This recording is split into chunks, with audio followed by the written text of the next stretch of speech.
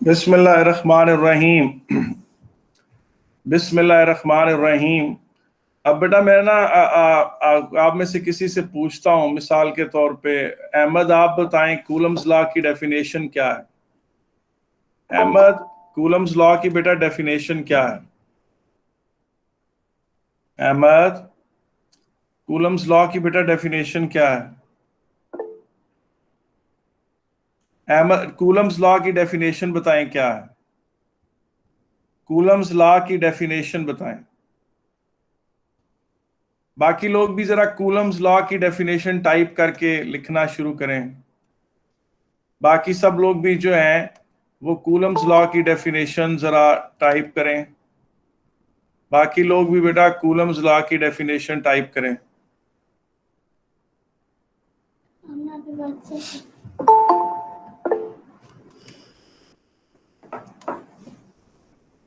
मोहम्मद कुरैशी, आइए कुरैशी, जो आपने लिखी है वो बेटा वो है ना जो ओ लेवल के बच्चों का होता है पता कि like charges repel and unlike charges attract,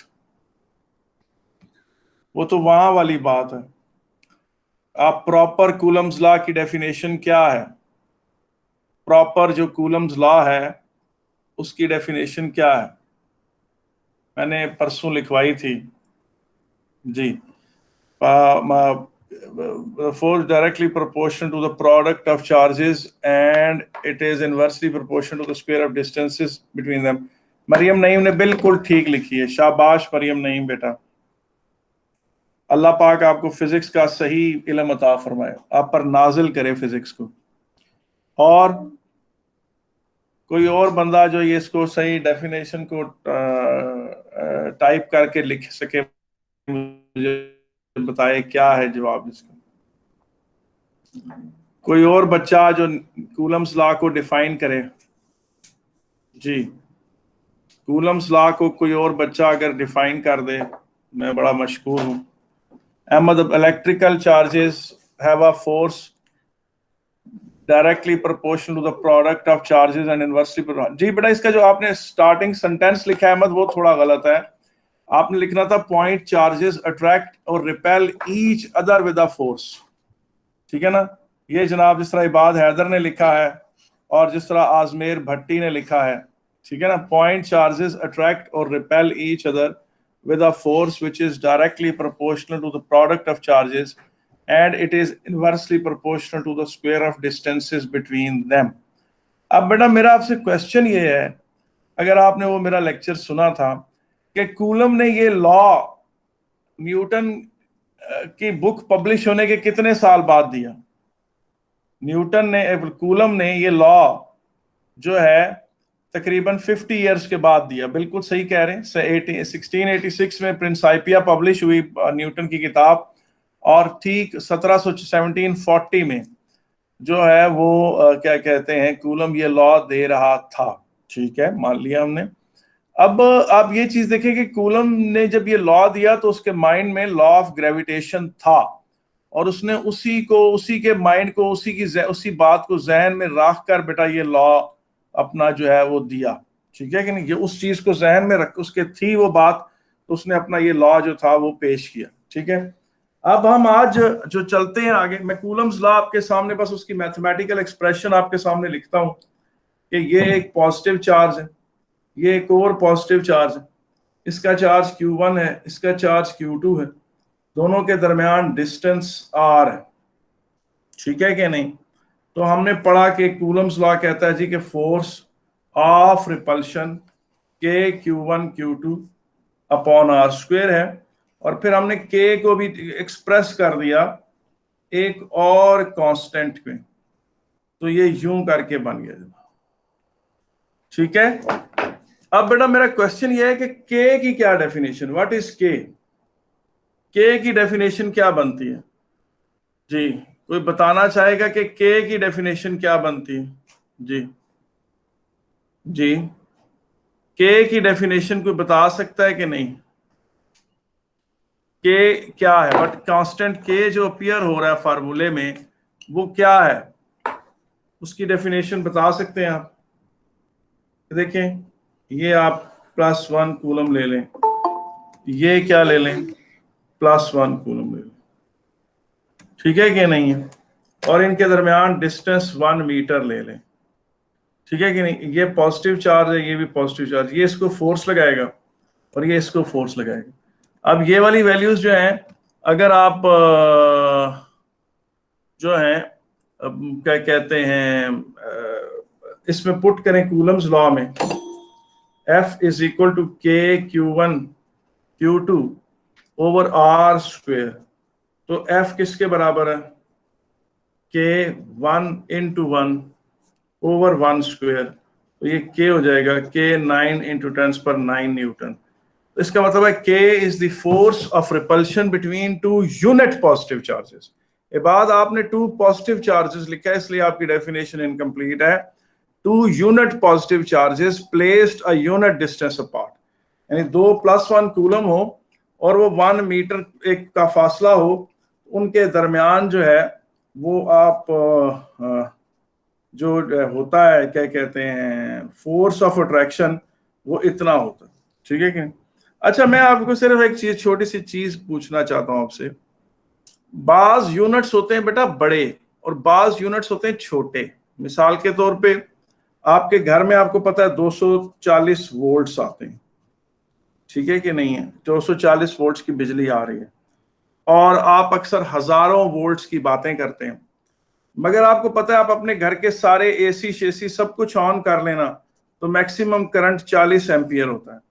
तो इससे पता चला कि वोल्ट बुनियादी, और आपने कभी भी ऐसी बात नहीं सुनी होगी 1 लाख एम्पियर, 1 लाख एम्पियर, इस तरह की बात नहीं सुनी होगी, लेकिन 1 लाख वोल्ट की बात आपके जहन में पड़ी होगी। इस बात से पता चला कि वोल्ट बुनियादी तौर पर एक छोटा यूनिट है और एम्पियर एक बड़ा यूनिट है। इसका मतलब है जो टिपिकल करंट्स होते हैं वो मिली एम्पियर और इस तरह की वैल्यूज में होते हैं, जो टिपिकल जो करंट्स होते हैं वो मिली एम्पियर्स में होते हैं। तो इसी तरीके से बेटा जो कूलम है ना, 1 कूलम बुनियादी तौर पर एक बड़ा चार्ज है। 1 कूलम बुनियादी तौर पर क्या है, एक बड़ा चार्ज है। इसीलिए जब 1 कूलम और 1 कूलम पड़ा हुआ हो 1 मीटर के फासले पर, तो इसलिए ये इतना इनक्रेडिबल वैल्यू ऑफ फोर्स है, 9 बिलियन न्यूटन। आपको पता है 9 बिलियन न्यूटन बहुत बड़ा फोर्स होता है, ठीक है कि नहीं। तो इसलिए कूलम बुनियादी तौर पर एक बड़ा चार्ज है, ठीक है कि नहीं। वैसे मैं आपकी दिलचस्पी के लिए, जस्ट फॉर योर इंटरेस्ट, मैं आपको बताता हूं कि फर्ज करें कि ये कोई दीवार है, ये कोई क्या है, दीवार है, और यहां पर कोई बंदा खड़ा हुआ, ठीक है कि नहीं, क्या है, बंदा खड़ा है। इस बंदे के 1% इलेक्ट्रॉन्स, सारे नहीं, हर 100 में से 1 इलेक्ट्रॉन, इसके 1% इलेक्ट्रॉन्स इससे छीन कर इस दीवार पे डाल दें, उससे ये बंदा पॉजिटिवली चार्ज हो जाएगा। 1% इलेक्ट्रॉन इसके इस दीवार पे डाल दें, ये बंदा इससे चिपक जाएगा दीवार से। बेटा इस बंदे को इस दीवार से अलहदा करने के लिए 100 जो ट्रेनें हैं ना, जो 100 ट्रैक्टर, 100 क्रेनें मिलकर भी इसे खींच कर अलहदा नहीं कर सकती। इससे आपको अंदाजा होगा कि जो चार्जेस से रिलेटेड फोर्सेस हैं वो कितने इनक्रेडिबल होते हैं, कितने ज्यादा होते हैं फोर्स, ठीक है कि नहीं। तो अब चीज चलती है बात आगे, ठीक है कि नहीं। तो अब हम आगे बात करते हैं और हमारा जो अगला पॉइंट है, अब आज हमारा एक्चुअल लेक्चर अब यहां से शुरू हो रहा है। आज का जो मेरा लेक्चर, अच्छा आज मैं एक बात सुन लें, आज मैं सारी बातें फोर्स की करूंगा। आज मैंने एनर्जी पर कोई बात नहीं करनी, आज मैंने एनर्जी पे कोई बात नहीं करनी, ये याद रखें, जहन में रखें, ठीक है कि नहीं। तो मैं जितनी भी सिचुएशंस ड्रॉ करूंगा, उनके जोन जोन्स जो भी ग्राफ बनाऊंगा, वो आपने जहन में रखना है कि वो फोर्स के ग्राफ होंगे, ठीक है कि नहीं। मिसाल के तौर पे आप ये चीज देखो कि ये एक बॉडी का वेलोसिटी टाइम ग्राफ है, ये आप एक बॉडी का वेलोसिटी टाइम ग्राफ है। आपको पता है उसी बॉडी से रिलेटेड ये उसी बॉडी का एक्सेलरेशन टाइम ग्राफ है। अब बॉडी एक ही है, एक ही किस्म की उसने मोशन की है, उसी मोशन से वाबस्ता 2 ग्राफ हैं। बाज बच्चे मुख्तलिफ ग्राफों को आपस में मिक्स कर देते हैं। तो आप जहन में रखें कि आज जो मैं जितने भी ग्राफ बनाऊंगा वो फोर्स के हैं। अब जब मैं नेक्स्ट लेक्चर दे रहा हूँ तो मैं उन सारे पॉइंट्स को, उन्हीं बॉडीज को दोबारा डिस्कस कर रहा हूँ उनके और एनर्जी वाले ग्राफ कल बना रहा हूँ। तो आपने कंफ्यूज नहीं होना कि सर ने कल तो इस तरह का ग्राफ, कल तो सर ने ऐसा ग्राफ बनाया था, आज सर ने उठा के ऐसा ग्राफ बना दिया है। तो जो किसी बॉडी का फोर्स ग्राफ ऐसा होगा, एनर्जी ग्राफ ऐसा होगा, तो वो मैं आज सारे सिर्फ और सिर्फ फोर्सेस के ग्राफ बनाऊंगा और एनर्जी के ग्राफ नहीं बनाऊंगा। अगर आप दोनों को इकट्ठा पढ़ना चाहते हैं तो आप अपने नोट्स में जो अगर अभी आप बना रहे हो, तो जो मैं फर्ज करें मैं किसी के ऐसे फोर्स टाइम ग्राफ ऐसे बना देता हूँ बीच में, तो आप नीचे थोड़ी सी जगह छोड़ दें कि सर जब इसी की एनर्जी डिस्कस करेंगे तो वो ऐसे आ रही होगी, तो वो मैं उस वक्त बना लूंगा, ताकि अगर आप इकट्ठी बनाना चाहते हैं। मगर आप तो बेशक ऐसा ना भी करें, कल आपको जब आप एनर्जी को डिस्कस करें तो फिर आप उसको उस वक्त भी डिस्कस कर सकते हैं, उस वक्त फोर्स को दोबारा भी डिस्कस कर सकते हैं। आए जी, हम शुरू करते हैं। हमने एक चीज पढ़ी थी, ग्रेविटेशनल फील्ड इंटेंसिटी।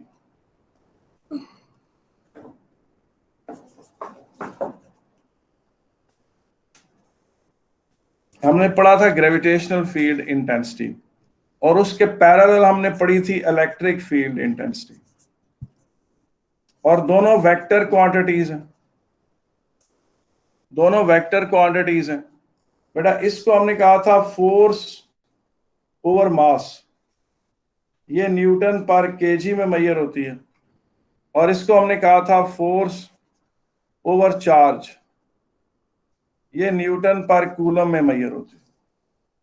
ठीक है कि नहीं? और इसको आप G is equal to F over M कहते हैं, इसको आप E is equal to F over Q कहते हैं। आपको फील्ड की स्ट्रेंथ की अंदाजा किस लिए होता है? आपको पता होना चाहिए कि फील्ड कितना स्ट्रांग है या कितना वीक है, ये जरूरी पता होना चाहिए। ठीक है कि नहीं? जिस तरह फर्ज करें, मतलब आप अगर इसकी एग्जाम्पल, मैं आपसे आज से 15-20 साल पहले जब लेक्चर देता था तो मैं कहता था फर्ज करें ये कोई बदमाश है, ठीक है कि नहीं, ये इसका इलाका है, हम फर्ज करें इस बदमाश का नाम है अकरम, हम कहते हैं ये अकरम दादा का इलाका है। अगर कोई और बदमाश यहाँ आए और बदमाशी करे और अकरम सिर्फ उसे डांटे, तो हम कहेंगे कि अकरम का फील्ड बड़ा वीक है। और फर्ज करेंगे अगर कोई और बदमाश इधर आए और अकरम उसे थप्पड़ छपड़ मारे, तो हम कहेंगे अच्छा स्ट्रॉन्ग फील्ड है अकरम का। और अगर कोई और बदमाश यहाँ आए और अकरम उसकी टांगे ही तोड़ दे, तो हम कहेंगे कि अकरम दादा का फील्ड बड़ा स्ट्रॉन्ग है। तो फील्ड की स्ट्रेंथ का अंदाजा इस बात से लगाया जाता है कि वो उस फील्ड में जो एंटर होने वाली चीज है उसको कितने जोर से फोर्स लगता है, उससे पता चलता है कि फील्ड स्ट्रॉन्ग है या वीक है। तो अब फिर उसके बाद हमने पढ़ा था कि ये एक प्लैनेट है, और प्लैनेट को कैपिटल एम से डिनोट किया था, और ये छोटा एम है, और जो फील्ड जनरेट किया है वो प्लैनेट ने जनरेट किया। तो फिर हमने इनके दरमियान फोर्स ऑफ ग्रेविटेशनल फोर्स पढ़ा था कि वो G(m)m ओवर आर स्क्वायर है। इसमें से ये छोटा एम उठाकर इधर एफ के नीचे ले आए तो ये चीज यूं बन जाती है, और इससे फिर हमने G बना लिया था। G क्या थी? ग्रेविटेशनल फील्ड स्ट्रेंथ, और उसमें ये जो छोटा एम है वो है जो किसी के फील्ड में एंटर हुआ है, और इसमें जो कैपिटल एम है वो source of the gravitational field है। बिल्कुल इसी तरीके से फिर हमने पढ़ा था कि ये अगर फर्ज करें कि कोई पॉजिटिव चार्ज है, कोई चार्ज है बहुत बड़ा, उसको कैपिटल Q से रिप्रेजेंट किया गया है, और यहाँ पर एक स्मॉल चार्ज Q है जिसको टेस्ट चार्ज जिसे लाया गया इसके फील्ड में, ये उसे जोर से रिपेल करता है, ये उसे जोर से रिपेल करता है बाय अ फोर्स F, और इनके दरमियान ये डिस्टेंस R। तो अब ये फोर्स ऑफ रिपल्शन किसके बराबर है? F is equal to KQ/R²। इस मुकाम पर जो इलेक्ट्रिक फील्ड इंटेंसिटी क्रिएट हो रही है, जो कि इसने क्रिएट की है, वो हम इस छोटे क्यू को इधर ले आए तो हम वो उसको उसके फार्मूले बना सकते हैं। ये और ये जनाब equal to electric field intensity. ठीक है नहीं? इलेक्ट्रिक फील्ड इंटेंसिटी फोर्स पर यूनिट चार्ज। आए जरा आप इलेक्ट्रिक फील्ड इंटेंसिटी का आपने जो फार्मूला पढ़ा है वो कौन सा है? पहला फार्मूला पढ़ा है F/Q, ये आपने AS फिजिक्स में भी पढ़ा था, और आज जो आपने पढ़ा है वो कौन सा है? KQ/R²। अब K जो है वो जो पैरेलल, इसमें ये देखें electric field intensity directly proportional to charge, जितना स्ट्रॉन्ग चार्ज होगा उसका इलेक्ट्रिक फील्ड इंटेंसिटी भी उतनी ज्यादा होगी, और E is inversely proportional to R square. आप जितना वो चार्ज के करीब, उस पॉजिटिव चार्ज के करीब इलेक्ट्रिक फील्ड इंटेंसिटी बहुत स्ट्रांग होगी, और दूर जाते जाएंगे तो फील्ड इंटेंसिटी जो है वो कमजोर पड़ती जाएगी। ठीक है कि नहीं है? आप आए देखें, हम एक पॉजिटिव चार्ज का जो इलेक्ट्रिक फील्ड है वो किस तरह से क्रिएट कर सकते हैं। ये देखें, ये एक पॉजिटिव चार्ज है, अब ये क्यू चार्ज है, यहां पर +1 कूलम पड़ा हुआ हो तो ये उसको एक बड़ा धक्का लगाएगा, यहां पर +1 कूलम पड़ा हुआ हो तो ये उसको जरा कमजोर सा धक्का लगाएगा, यहां पर +1 कूलम पड़ा हो तो ये से और कमजोर धक्का लगाएगा, +1 कूलम यहां पड़ा हो तो और छोटा, और फिर इससे भी छोटा, ये यूं कर लें, आप इसको थोड़ा सा बड़ा कर ले, ये ले, इस इधर छोटा सा ये, और ये यूं कर लें, ऐसे कर। इसी तरह से इधर भी +1 कूलम पड़ा हो तो ये उसे उस तरफ को धक्का लगाएगा, इधर +1 कूलम पड़ा हो तो ये उसे कम धक्का लगाएगा, इधर पड़ा हो तो और कमजोर धक्का, +1 कूलम इधर पड़ा हुआ हो तो ये इस तरफ को धक्का लगाएगा, +1 कूलम यहाँ पड़ा हो तो ये उसे छोटा कमजोर धक्का लगाएगा, फिर ये इस तरफ को प्लस, इस तरह ये इसका फील्ड इस तरह से जाता है, इधर +1 कूलम पड़ा हो तो ये से यूं जोर लगाएगा, और आगे +1 कूलम हो तो इस तरह से, और इस तरफ भी यूं। अगर आप देखें तो पॉइंट चार्ज से जो फील्ड क्रिएट हुआ है वो रेडियली सिमेट्रिकल है, इसे कहते हैं field created by a point charge, field created by a point charge is radially symmetrical. Radially यानी रेडियस से निकला हुआ लफ्ज, रेडियली यानी रेडियस के पर्सपेक्टिव में सिमेट्रिकल फोर्स फील्ड है जो चारों तरफ उसका फैला हुआ। ठीक है कि नहीं? अब आगे चीज चलती है,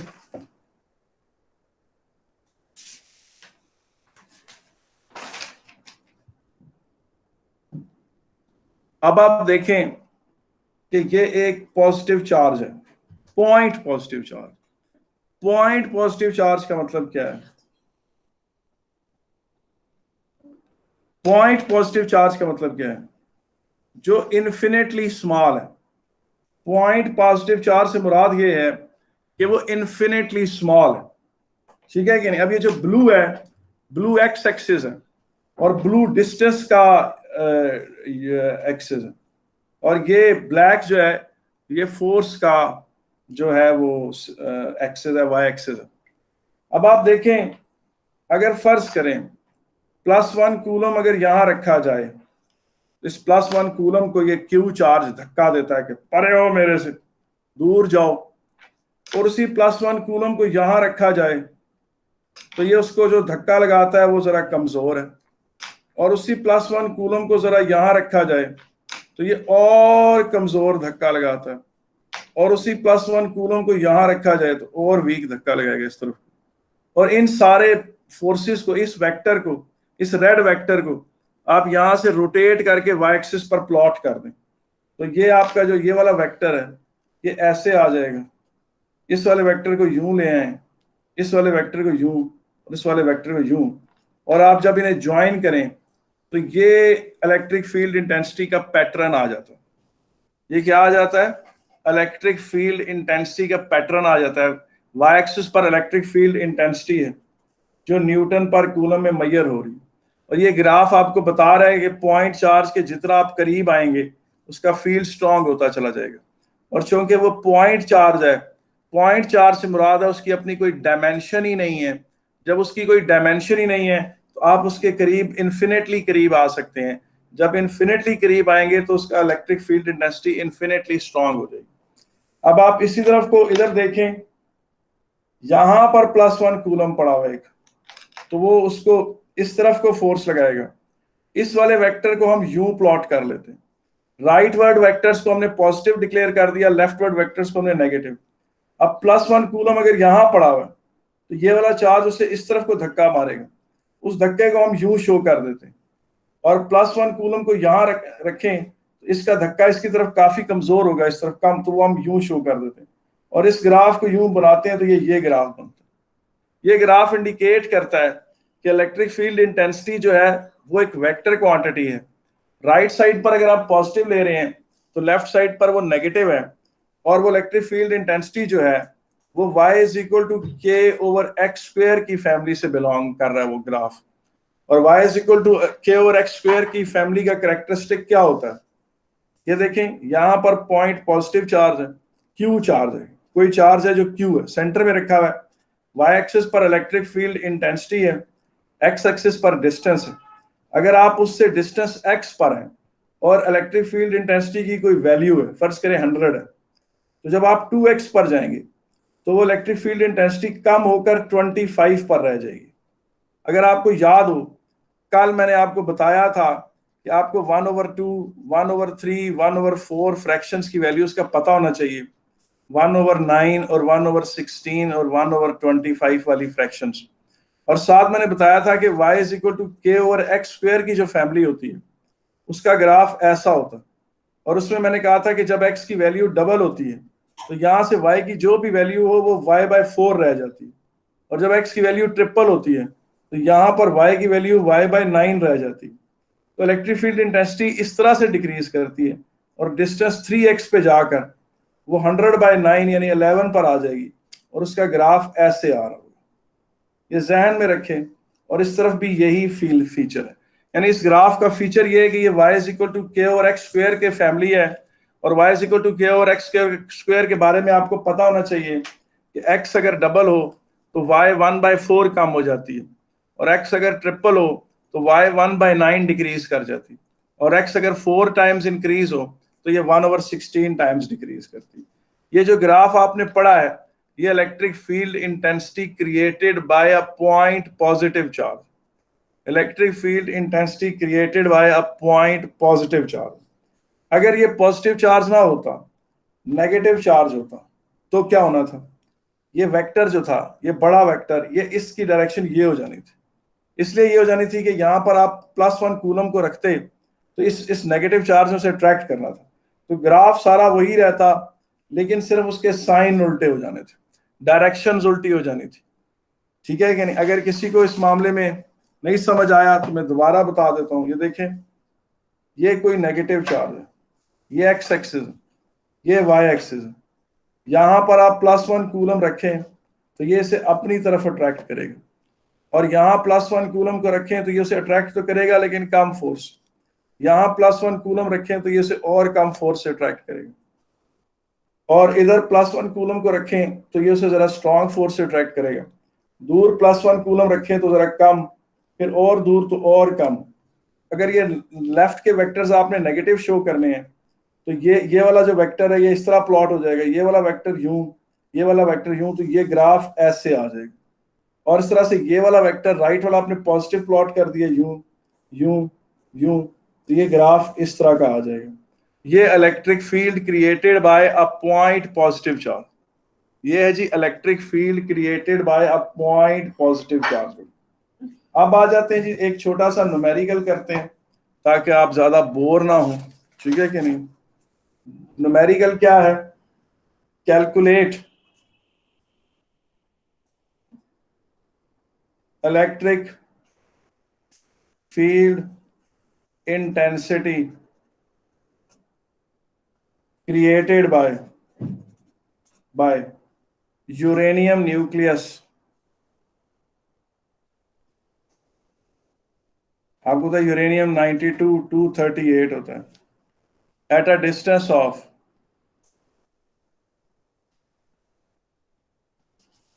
10⁻⁻13 meter. Calculate electric field intensity created by uranium nucleus at a distance of 10⁻⁻13 meter. अब आप देखें, यूरेनियम का न्यूक्लियस जो है उसमें 92 प्रोटॉन्स हैं, बाकी जो उसमें न्यूट्रॉन्स हैं उससे हमें गर्ज नहीं है, और डिस्टेंस आपने ले लिया 10⁻⁻13 मीटर। ठीक है कि नहीं? इस जगह पर +1 कूलम अगर पड़ा हुआ है तो यूरेनियम न्यूक्लियस उसको कितने जोर से धक्का लगाएगा, उसे इलेक्ट्रिक फील्ड इंटेंसिटी कहेंगे। अब आपको पता है कि जो यूरेनियम न्यूक्लियस का जो चार्ज है, जो सेंट्रल चार्ज है, कैपिटल Q है, वो 92 ई के बराबर है।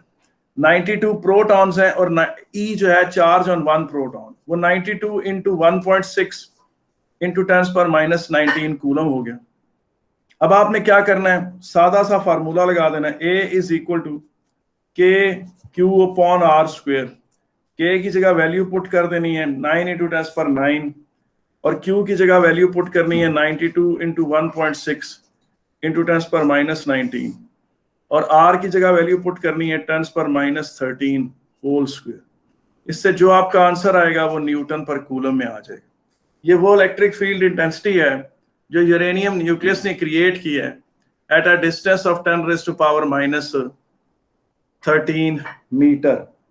आई होप इसमें कोई मसला तो नहीं है, ठीक है कि नहीं? कोई क्वेश्चन हो तो मैं हाजिर हूं, ठीक है कि नहीं? ठीक है, अच्छा आगे चलते हैं बेटा। अब इलेक्ट्रिक फील्ड इंटेंसिटी आपको पता है एक वेक्टर क्वांटिटी है। जरा एक और न्यूमेरिकल देखें।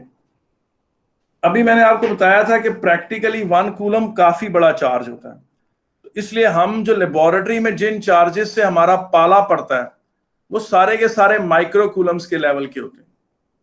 तो ये देखें, ये यूं कर लें, ये एक चार्ज, अच्छा ये दोनों चार्जेस, ये देखें ये ट्रायंगल, ये वाला चार्ज इसको रिपेल कर रहा होगा, ये वाला चार्ज इसको रिपेल कर रहा होगा, मगर फिलहाल हम इनकी आपस में म्यूचुअल रिपल्शन की तरफ ध्यान नहीं दे रहे। ये एंगल 90 डिग्री, ये 10 माइक्रो कूलम, ये भी 10 माइक्रो कूलम, ये फासला 10 सेंटीमीटर, ये फासला भी 10 सेंटीमीटर, ये पॉइंट P है। और मैंने आपसे कहा कैलकुलेट, इसका नाम आप कह लें Q1, इसको आप कह लें Q2। Calculate the resultant electric field intensity eight point P। Calculate resultant electric field intensity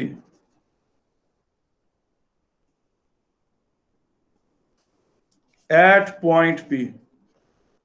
point P पर resultant electric field intensity calculate करनी। अब आप देखें, अगर +1 कूलम को यहां रखेंगे तो ये उसे यूं धक्का मारेगा, उसको E1 कह दें। 1 कूलम को लगने वाला फोर्स है ही इलेक्ट्रिक फील्ड इंटेंसिटी। अब +1 कूलम को यहां रखेंगे तो ये उसे इस तरफ को धक्का लगाएगा, इसे E2 कह दें, और इन दोनों का रिजल्टेंट इस तरफ को होगा, ये आपकी रिजल्टेंट इलेक्ट्रिक फील्ड इंटेंसिटी होगी, ठीक है। और अब आप पहले E1 कैलकुलेट करें। E1 होगा KQ1/R square 9 into 10⁻9 10⁻⁻6 over 10 centimetre. मीटरों में कितना होता है? 0.1। 0.1 का स्क्वायर करेंगे तो क्या आएगा? 0.01 आ जाएगी। अब ये कितना बनता है जनाब?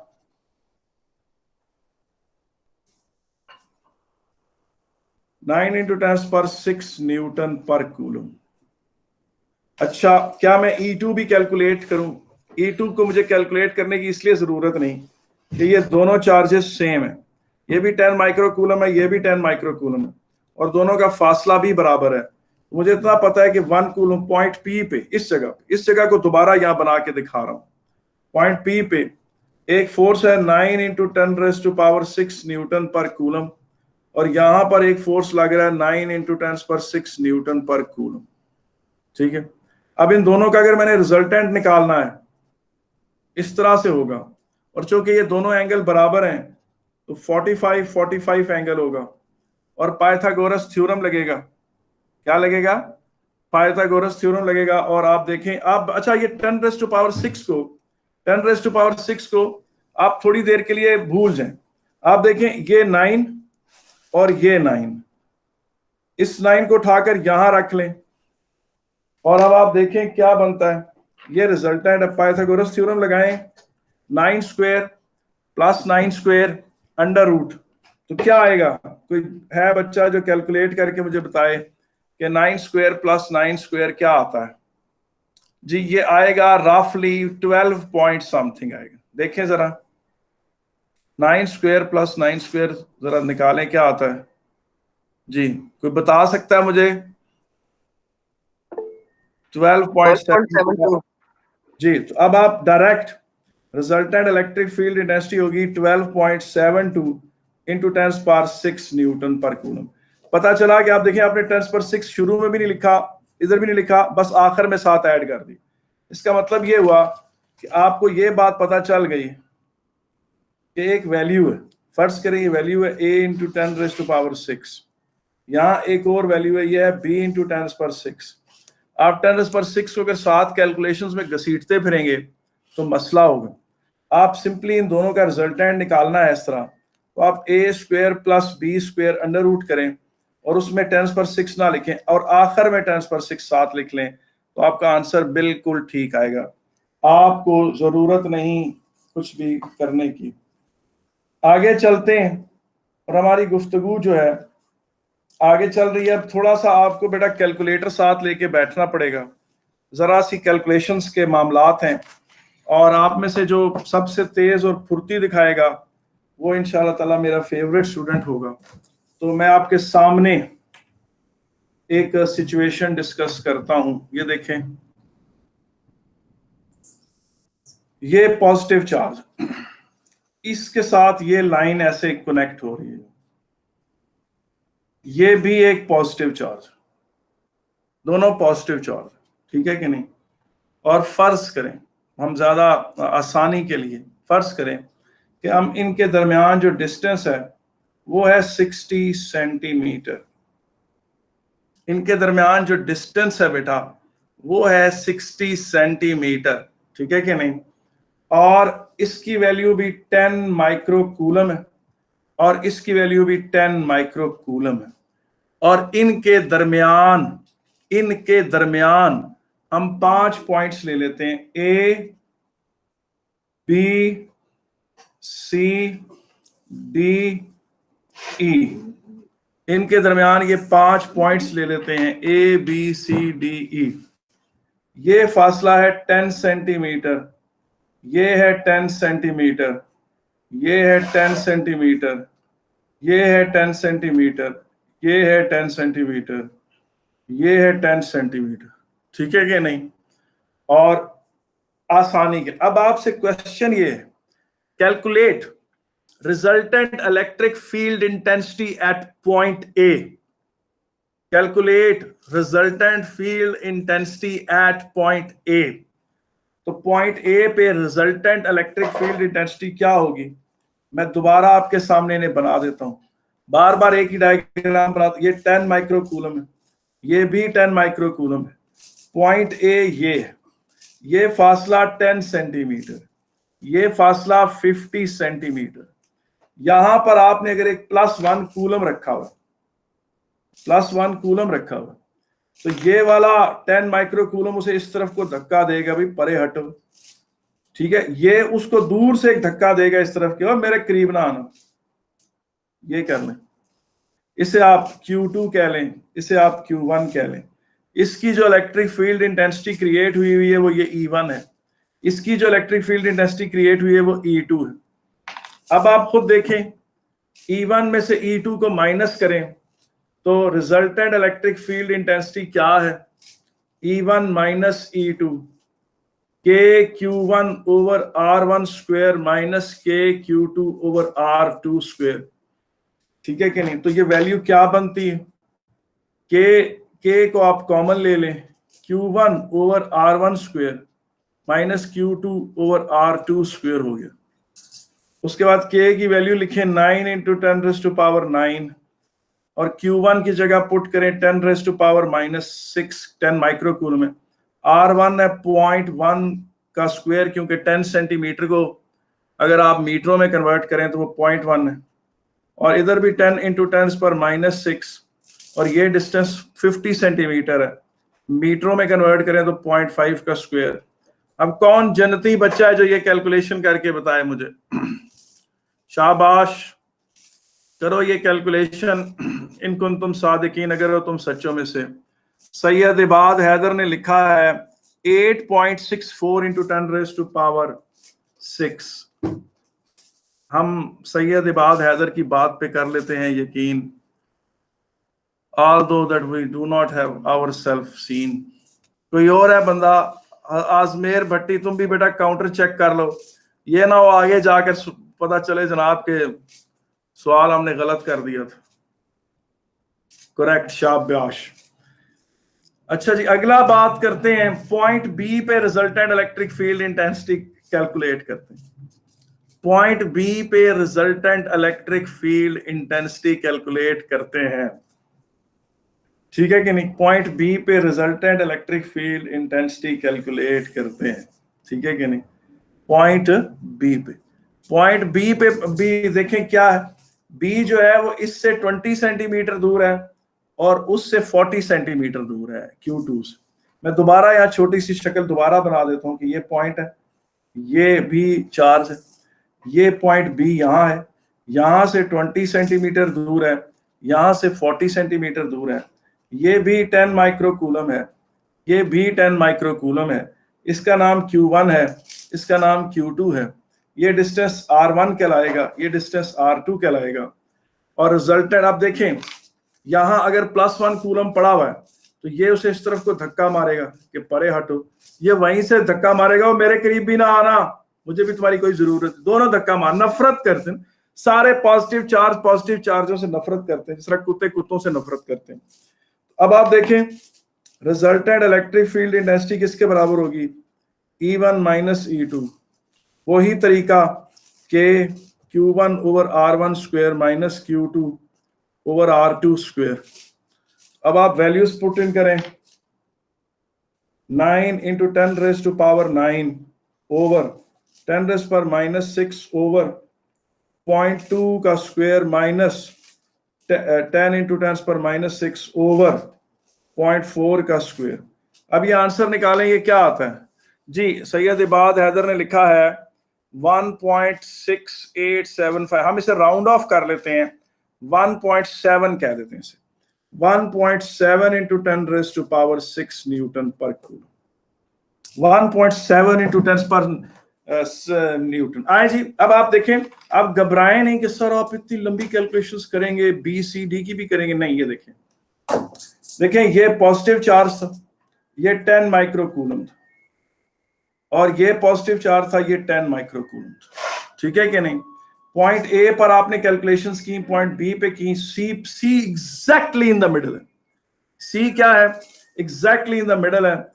सी के बारे में देखें कि सी उनके बिल्कुल सेंटर में, 30 सेंटीमीटर यहां से, 30 सेंटीमीटर यहां से, तो क्या होगा, यहां जब +1 कूलम को रखेंगे तो ये उसे इस तरफ को पुश करेगा, ये उसे इस तरफ को पुश करेगा, नेट फोर्स क्या होगा, 0, नेट फोर्स 0।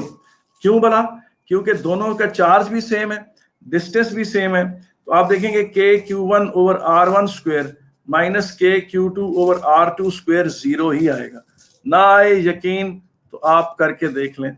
तो electric field intensity eight C is 0, electric field intensity eight C is 0, ठीक है कि नहीं। अब आप देखें पॉइंट डी पे क्या होगा, पॉइंट डी पे आप कैलकुलेशंस ना करें, पूछे क्यों कैलकुलेशंस ना करें, इसकी वजह यह है कि आप देखें ये डायग्राम बड़ी सिमेट्रिकल है, ये डायग्राम बड़ी सिमेट्रिकल है।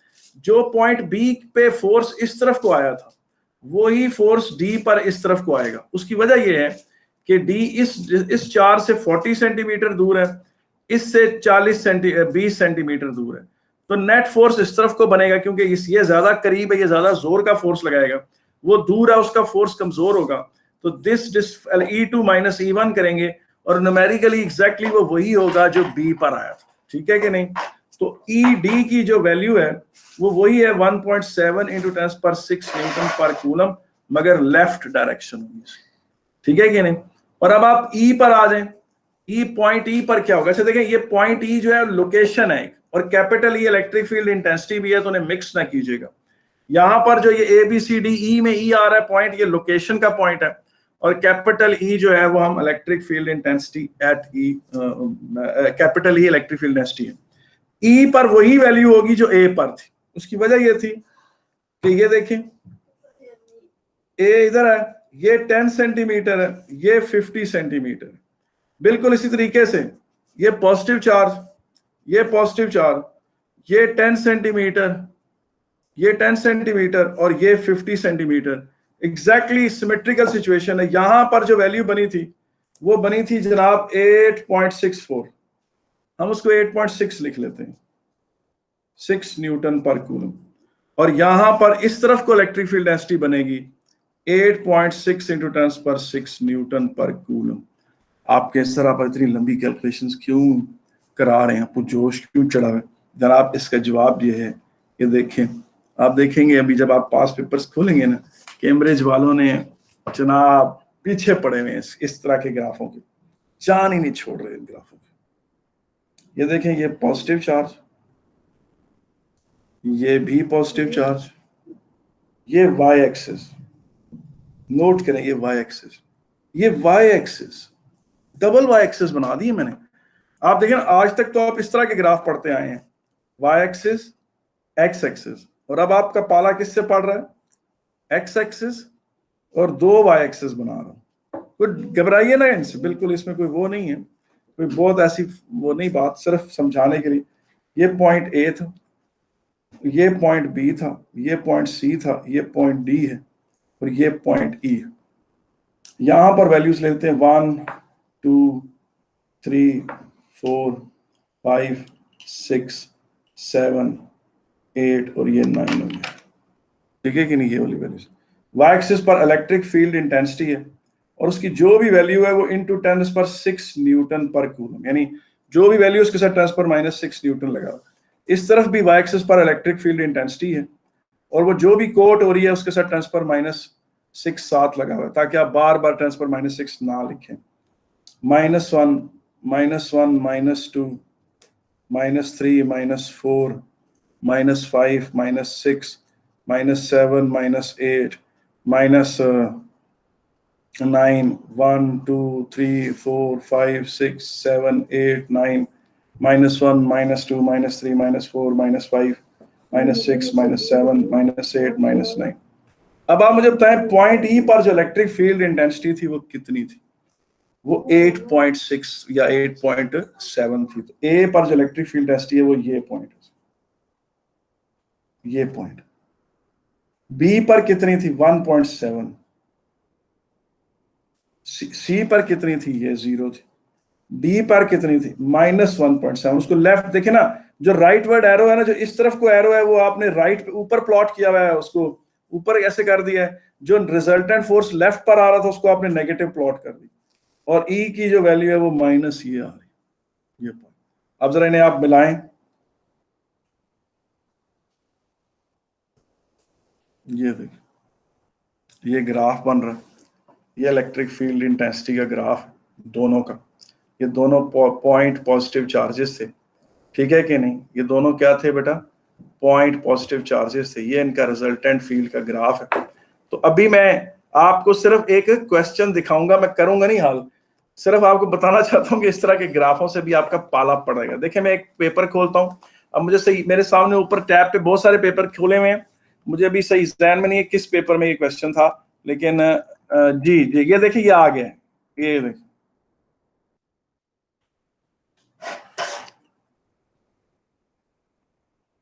Y axis, double y axis का मतलब दोनों तरफ से आप इलेक्ट्रिक फील्ड इंटेंसिटी दिखा रहे हैं दोनों चार्जेस के पर्सपेक्टिव से। ये देखें, ये आपके पास स्फीयर ए भी पॉजिटिवली चार्ज है, स्फीयर बी भी पॉजिटिवली चार्ज है, इनके दरमियान डिस्टेंस 6 सेंटीमीटर है।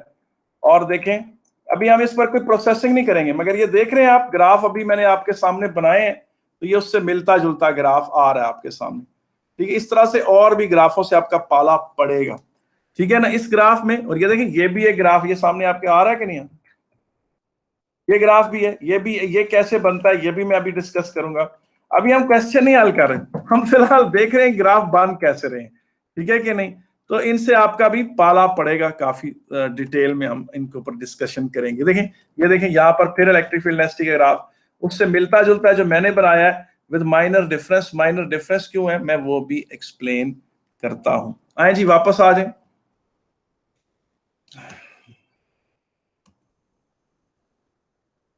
ठीक है?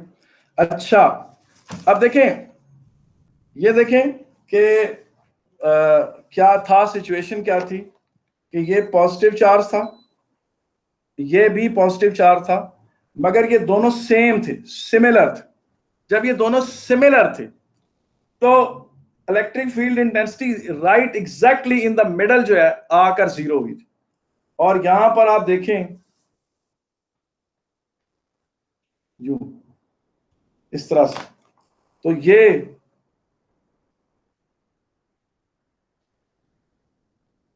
ऐसे ये ग्राफ बनाया था, electric field intensity exactly in the middle zero थी।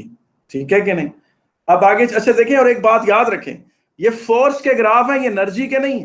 कल यही टॉपिक मैं पढ़ा रहा हूँ, मैं इधर बीच में एक जनाब इलेक्ट्रिक पोटेंशियल का ग्राफ ऐसे बना दूंगा, वो कैसे बनेगा, उसकी वजह क्या है, वो बाद में डिस्कस करेंगे।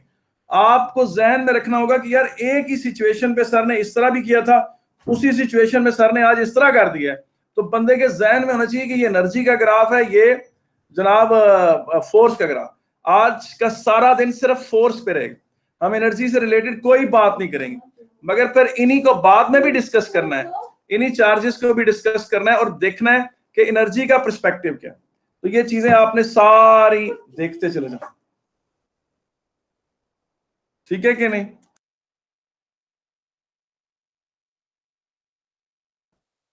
अच्छा ये चीज देखें कि ये आपके पास, अब इसको हमने डिस्कस किया, करने लगे हम लोग, और देखते जाएं आगे। अब अगर फर्ज करें एक और सिचुएशन आपके सामने आ जाती, ये देखें जरा, ये पॉजिटिव चार्ज है, ये भी पॉजिटिव चार्ज है। अच्छा ये अभी तक पॉइंट पॉजिटिव चार्जेस की डिस्कशन हो रही है। पॉइंट पॉजिटिव चार्जेस कौन से होते हैं? जिनका अपना कोई वो नहीं होता, जिसे कहते हैं डायमेंशन नहीं होती। तो उसका फिर होता क्या है? पॉइंट पॉजिटिव चार्जेस का ये होता है कि जो जो आप उनके करीब जाएं तो ग्राफ इन्फिनिटी की तरफ जाता है। ये देखिए, ये जो ग्राफ अभी आपने बनाया था, थ्योरेटिकली स्पीकिंग, मैं इसका सिर्फ ये वाला पोर्शन ड्रॉ करता हूं। ये देखें कि ये पॉइंट पॉजिटिव चार्ज है, आप इसके और करीब आएंगे तो ये ग्राफ इन्फिनिटी की तरफ जाएगा। तो पॉइंट पॉजिटिव चार्जेस के साथ इशू ये है कि आप अगर थ्योरेटिकली स्पीकिंग उनके बहुत करीब चले जाएं तो उनकी इलेक्ट्रिक फील्ड इंटेंसिटी इन्फिनिटी की तरफ जाती है। ठीक है, पॉइंट पॉजिटिव चार्ज वो होता है जिसकी कोई डायमेंशन ना हो, जो एक्सीडिंगली स्मॉल है ज्योमेट्रिकल। अच्छा जी, अगर यार ये हो 100 माइक्रोकूलम और ये हो 50 माइक्रोकूलम, अब उस ग्राफ में क्या फर्क पड़ेगा जी? जी उस ग्राफ में फर्क क्या पड़ेगा? जी बता सकते हैं क्या फर्क पड़ेगा? सर 3/4 डिस्टेंस पे वो हो जाएगी जीरो। जी 100 बिल्कुल सही कह रहे हैं, जी सही कह रहे हैं, आपकी बात मुझे समझ आ रही। कोई और भी इसमें शामिल होना चाहेगा कि नहीं? जी ये देखें, कोई और इसके बारे में बात करना चाहे? ये देखें, इसमें इलेक्ट्रिक फील्ड इंटेंसिटी इस पॉइंट पे रफली इस जगह कहीं जीरो होगी, ठीक है कि नहीं? इसका मतलब ये है कि ये डिस्टेंस आप कह लें, अल्लाह आपका भला करे, क्या उसे कहेंगे, रफली मतलब ये इलेक्ट्रिक फील्ड इंटेंसिटी यहां कहीं जीरो होगी, ठीक है कि नहीं? यहां कहीं किस तरह जीरो होगी? क्योंकि ज़ाहिर है ये 100 माइक्रो कूलम है, यहां +1 कूलम पड़ा होगा तो ये दूर से ही काफी जोर का फोर्स लगा देगा, और 50 माइक्रो कूलम के नजदीक का फोर्स जाकर उसे बैलेंस करेगा। तो वही ग्राफ जो आप पहले बना रहे थे वो ऐसे हो जाएंगे, वही ग्राफ इस तरह के हो जाएंगे, ठीक है कि नहीं? इस तरह के हो जाएंगे, थोड़े शिफ्ट हो जाएंगे। अच्छा अब अच्छा, आपने एक नोट किया पॉइंट के मैंने जो पहले ग्राफ बनाया था वो इस तरह का बनाया था,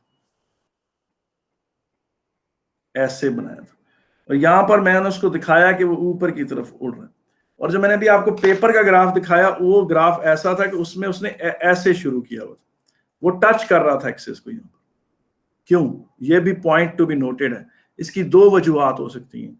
मुमकिन है उसने अपना वाई एक्सिस यहाँ आगे कर दिया हो, वाई एक्सिस अगर आगे नहीं किया तो फिर यहाँ पर पॉइंट पॉजिटिव चार्ज नहीं है, कुछ और है। वो क्या है वो भी बात करते हैं, वो भी आगे आ रही है। तो ये देखें, ये ग्राफ इस तरह से बनेगा, ठीक है?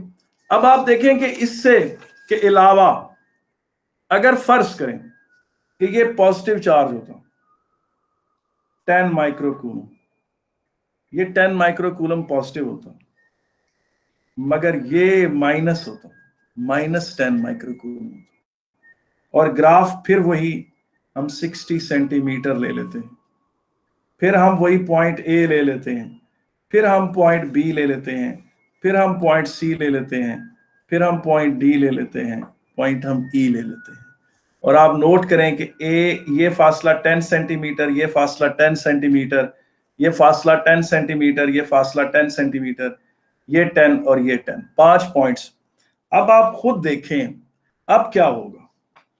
अब मैं दोबारा आपके सामने ये बनाता हूं, ये पॉजिटिव 10 माइक्रोकूलम, ये नेगेटिव -10 माइक्रोकूलम। पॉइंट ए पे +1 कूलम को रखें, आप रख दिया आपने, ये उसे मारेगा धक्का के परे हटो, लेकिन ये तो कहेगा आ जाओ भाई, मैं आई वेलकम यू। दोनों, एक तो उसको अट्रैक्ट करेगा +1 कूलम को, तो ये दोनों इलेक्ट्रिक फील्ड इंटेंसिटियां यहाँ क्या होंगी, ऐड होंगी, ई ए डैश, एक को ई ए कह दें या ई ए डबल डैश कह दें, इन दोनों को फिर आपने ऐड करना है। तो total electric field intensity at E A क्या होगी, E A dash plus E A double dash. E A dash चलें कर लें वो जो Q1 ने क्रिएट किया है, और ई ए डबल डैश उसे कह लें जो Q2 ने क्रिएट किया। अब आपने पहले सब्ट्रैक्ट कर रहे थे, अब आप ऐड करेंगे। अब आप जरा निकालें पॉइंट ए पर इलेक्ट्रिक फील्ड इंटेंसिटी टोटल आती कितनी, KQ1 over R1 square plus KQ2 over R2 square, K common, Q1 over R1 square plus Q2 over R2 square करेंगे।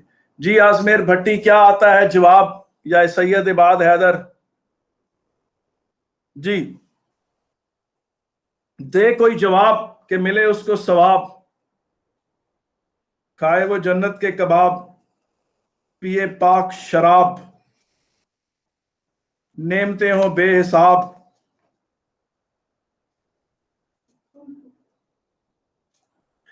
हाँ जी, 9.36 into 10 raise to power 6 newton पर coulomb. ठीक है जी, 9.36। अच्छा जी, अब आ जाए जनाब पॉइंट, ये देखें वही charge 10 microcoulomb, negative charge -10 microcoulomb, distance वही पॉइंट बी पर आ जाए, जो यहां से 20 सेंटीमीटर था, यहां से 40 सेंटीमीटर है। इस इधर +1 कूलम को आपने रखा हुआ है, ये 10 माइक्रोकूलम उसे धक्का मार रहा है, ये उसे अट्रैक्ट कर रहा है, तो उन्होंने फिर भी ऐड ही होना है। ई बी होगी। जी जी मैं सुन रहा हूँ सर। यहाँ पे हर जगह बीच में, सर यहाँ पे हर जगह बीच में एक आंसर नहीं आएगा? हर जगह बीच में क्या आएगा सर? इन दोनों पॉइंट्स के, इन दोनों चार्जेस के बीच में लाइक हर जगह एक ही आंसर नहीं आएगा जो नहीं, बाद में भी दिया था? नहीं आएगा, नहीं आएगा। आप कैलकुलेट अच्छा, करके देखें, हाँ सही, आप कैलकुलेट करके देखें, नहीं आएगा। हाँ ठीक है, जब माइनस के पास जाएगा तो ज्यादा बढ़ हाँ। जाएगा।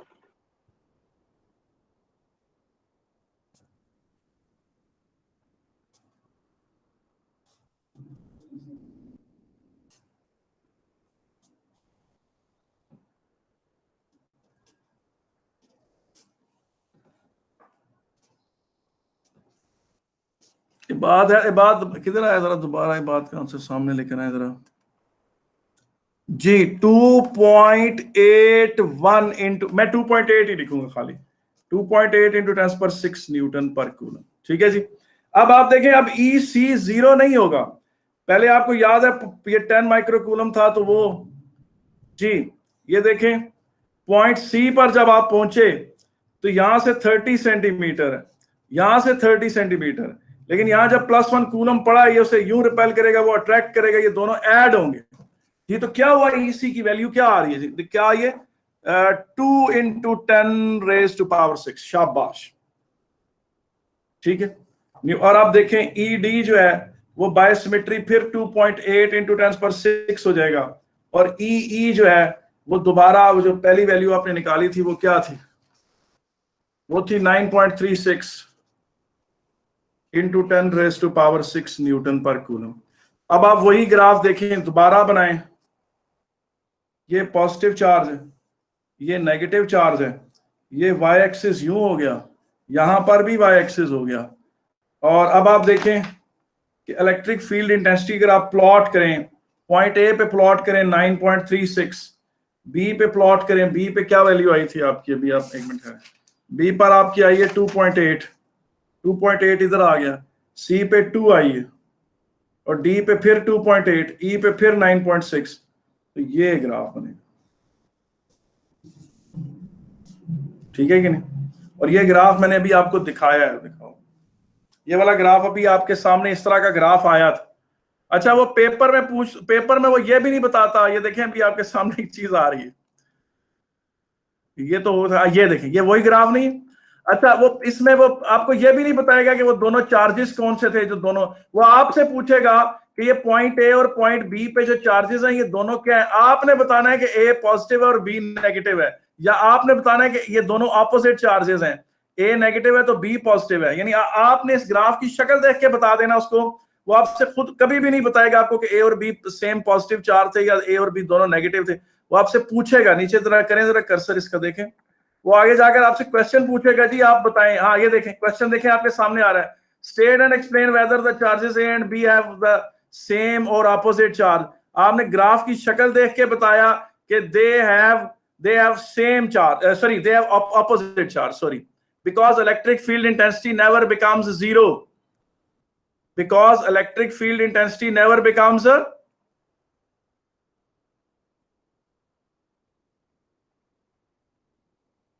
because electric field intensity never becomes zero। जवाब है इसका, आपने एक्सप्लेन भी कर दिया उसको।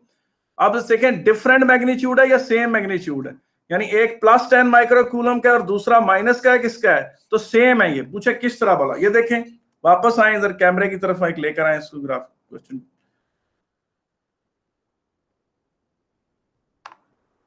ये देखें अगर आपके पास ये 10 माइक्रोकूलम है और ये जनाब -10 माइक्रोकूलम है, तो ग्राफ हमेशा बिल्कुल सेंटर में मिनिमम होगा, हमेशा ऐसे बनेगा, ठीक है कि नहीं। अगर ये क्या कहते हैं 100 माइक्रोकूलम होता और ये -50 माइक्रोकूलम होता, तो फिर इसने अनसिमेट्रिकली ऐसे होना था। क्या इस तरह का क्वेश्चन आया हुआ पेपर में? जी आया हुआ है, 2007 से पहले के एक पेपर में अनसिमेट्रिकल क्वेश्चन इस तरह का आया हुआ है, जिसमें ये पीक वैल्यू नेगेटिव की तरफ बन रही थी, और वो बताता नहीं है कि एक पॉजिटिव चार्ज है और एक नेगेटिव, वो ग्राफ देख के कहता है आप बताएं कि दोनों चार्जेस जो पड़े हुए एंड पर ये क्या है। आपने उसकी शक्ल देख के बताना होता है कि इनमें से एक अगर पॉजिटिव है तो दूसरा लाजमी नेगेटिव है। और अगर इस तरह का ग्राफ हो, तो आपने बताना होता है कि ये दोनों पॉजिटिव है या दोनों ही नेगेटिव है, ये आपने बताना होता है। तो आपने देखा कि आपने कितनी माइन्यूटली, कितनी बारीक बीनी से इनको पढ़ा हुआ हो तो आप जवाब दे सकते हैं, ठीक है। अच्छा आप इतना घबराएं नहीं, आपके जो पूरे 16 चैप्टर है ना, उनमें जो मुश्किल चैप्टर है वो है ही ग्रेविटेशन और ये इलेक्ट्रिक फील्ड, यानी दूसरा और तीसरा चैप्टर मुश्किल है, फिर आगे आसान शुरू हो जाते हैं, ठीक है ना। सिंपल हार्मोनिक मोशन भी मुश्किल है, SHM भी मुश्किल है, वो अच्छे खासे मुश्किल चैप्टरों में से आता है। तो ये जो 3 मुश्किल हो गए, हीट सारी आसान है। इसके अलावा टेलीकम्युनिकेशन लंबा है लेकिन आसान चैप्टर है। इलेक्ट्रॉनिक्स भी देखने को बहुत ऐसे बाजार लगता है लेकिन वो आसान है, कंकरेबल है। तो इसका मतलब है आप घबराएं नहीं, सिर्फ आपके कुछ चैप्टर्स हैं जो वाकई टेक्निकली मुश्किल है और वो हैं ही शुरू में आ जाते हैं। सर्कुलर मोशन भी डिफिकल्ट है और ग्रेविटेशन और electric field actually difficult chapters हैं, और SHM भी काफी मुश्किल चैप्टर है। तो ये 4 मुश्किल चैप्टर है। मेरा प्लान ये है कि स्कूल खुलने से पहले मैं आपको पहले 5 चैप्टर्स करा दूं और उनके क्वेश्चंस भी करा दूं, प्रैक्टिस भी करा दूं, ताकि आप लोगों को एक थोड़ा एज हासिल हो। तो ये मुश्किल चैप्टर्स हैं, इसलिए इनको आराम से पढ़ेंगे, ठीक है। अच्छा जी आगे चलते हैं, बाकी चैप्टर्स इतने मुश्किल नहीं है। आगे मैंने आपको कहा ना टेलीकम्युनिकेशन बड़ा लंबा चैप्टर है लेकिन है आसान है, मजे का चैप्टर है, बंदे को खुद बहुत याद होता जाता है, उसके न्यूमेरिकल भी बड़े मजे के हैं। इस तरह क्वांटम फिजिक्स है, वो भी लेंथी चैप्टर है, वो स्लाइट उसको मीडियम डिफिकल्टी लेवल उसका है, लेकिन वो भी बंदा कर लेता है क्योंकि नई नई चीजें होती हैं, बंदे ने पहली दफा सुन रहा होता है। वो सिंपल क्वांटम न्यूटोनियन मैकेनिक्स से जरा डिफरेंट होता है, तो बच्चे उसको एंजॉय करते हैं। अच्छा जी आगे चलते हैं, हमारी गुफ्तगू इसके साथ ग्रेविटेशन का क्या ताल्लुक है, आप ये चीज देखें। अब देखें, आप ग्रेविटेशन पे वापस आ गए। ये एक प्लेनेट है, इसका मास m है, यहां एक प्लेनेट है, इसका मास भी m है, दोनों का मास m है, ठीक है कि नहीं। दोनों के दरमियान डिस्टेंस d है, ठीक है कि नहीं। अब अगर आप देखें, अब बिल्कुल सेंटर में 1 kg को रख दें तो क्या होगा। सेंटर में 1 kg को रख दें तो ये प्लेनेट उसे इस तरफ को खींचता है, ये वाला प्लेनेट उसे इस तरफ को खींचता है, तो सेंटर में g 0 हो जाएगी, सेंटर में g 0 हो जाएगी, बिल्कुल ठीक है। बिल्कुल इसकी सरफेस पर आ जाएं, यहां 1 kg को रख दें, तो क्या होगा, इसकी अट्रैक्शन इस तरफ को डोमिनेंट और उसकी तो बड़ी मामूली सी अट्रैक्शन होगी, दिस माइनस दिस, एक डोमिनेंट वैल्यू इस तरफ को एग्जिस्ट करेगी, और उसी 1 kg को यहां रख दें तो क्या होगा, ये वाला प्लेनेट उसको जोर से अपनी तरफ खींचेगा और ये वाला प्लेनेट उसे अपनी तरफ खींचेगा बड़ा कमजोर, दिस माइनस दिस से तो एक डेफिनेट बड़ी वैल्यू यहां आएगी। तो दो प्लैनेट्स के दरमियान जी की वैल्यू किस तरह बनेगी, जी क्या है, ग्रेविटेशनल फील्ड इंटेंसिटी, 1 kg पर उन दोनों का कंबाइंड इफेक्ट। हम उनकी सरफेस के अंदर नहीं, बारों बार बात करते हैं, जब तक उनका ये रेडियस मौजूद है हम इसके बाहर ही रहते हैं, इधर अंदर इसके अंदर की बातें नहीं करते हम कि जी की वहां अंदर। तो क्या ग्राफ कैसा बनेगा, बिल्कुल सेंटर में 0 होगा, लेफ्ट वाले वेक्टर को अगर पॉजिटिव दिखाना है तो राइट वाले वेक्टर को नेगेटिव दिखा दें, ये ग्राफ बनेगा। ठीक है, तो इसका मतलब है आपको ग्रेविटेशन में भी इस तरह का ग्राफ मिलेगा। ठीक है, और आपने घबराना नहीं है, कोई एक ग्राफ ऐसा भी आएगा, वो ग्राफ एनर्जी का है, वो आज का हमारा डिस्कशन नहीं है, हम आज उसके बारे में कोई बात नहीं कर रहे, हम सिर्फ बात कर रहे हैं जो जनाब उसके बारे में सिर्फ फोर्सेस की बात हो रही। अच्छा, ये दोनों प्लेनेट तो सेम मास के थे, इधर आ जाए, ये है जी प्लेनेट अर्थ, ये है मून, मून बेचारे की तो कोई हैसियत ही नहीं है, प्लेनेट अर्थ के सामने बेचारा बड़ा उदास हो जाता है। ये रेडियस ऑफ अर्थ, मैं आसानी के लिए आपको बता देता हूं कि ये डिस्टेंस, मैं ये डिस्टेंस कोट नहीं करता, 60 times the radius of earth. ये डिस्टेंस कितना है, 60 times the radius of earth. अब मास ऑफ अर्थ काफी बड़ा है, मून का मास कितना है, बेचारा मिस्कीन सा 1/81 टाइम्स मास ऑफ अर्थ है, छोटा सा तो उसका मून है, छोटा सा तो वो बेचारा है। तो कहां न्यूट्रल पॉइंट आएगा, न्यूट्रल पॉइंट मून के बड़े करीब आता है, यहां कहीं 1 kg रखें। रफली कितना डिस्टेंस, मैं अभी आपको बता देता हूं, 54 RE के डिस्टेंस पर आप पहुंच जाएं, वहां जाकर 1 kg को अर्थ की पुल और मून की पुल बराबर महसूस होती है, और 1 kg यहां पर खड़ा हुआ हो तो ना अर्थ की तरफ गिरेगा ना मून की तरफ गिरेगा, प्रोवाइडेड दैट कि exactly in the joining the centre of the two planets के बीच में, बिल्कुल अर्थ की सरफेस पे जी की वैल्यू क्या है, 9.81 है इस तरफ को, बिल्कुल मून की सरफेस पर इस तरफ को जी की वैल्यू क्या है, 1.6 न्यूटन पर kg। ग्राफ कैसा बनेगा, ग्राफ ऐसा बनेगा, 2 वाई एक्सिस होंगे हमेशा, ठीक है कि नहीं, यहां सरफेस पे 9.81 ये पॉइंट है, जहां 54 RE बनता है, 54 टाइम्स द रेडियस, यहां न्यूट्रल पॉइंट है। अब अगर लेफ्ट के एरो को पॉजिटिव दिखाना है, यानी इस तरफ तो ग्रेविटेशनल फील्ड इंटेंसिटी इस तरफ को, इधर ग्रेविटेशनल फील्ड इंटेंसिटी इस तरफ को है, उसे नेगेटिव दिखाना है, वो 1.6 पर आएगा। तो ग्राफ कैसा बनेगा जी, वो आपके सामने बना देते हैं, ये ले, ये ग्राफ है। I hope that you understand it.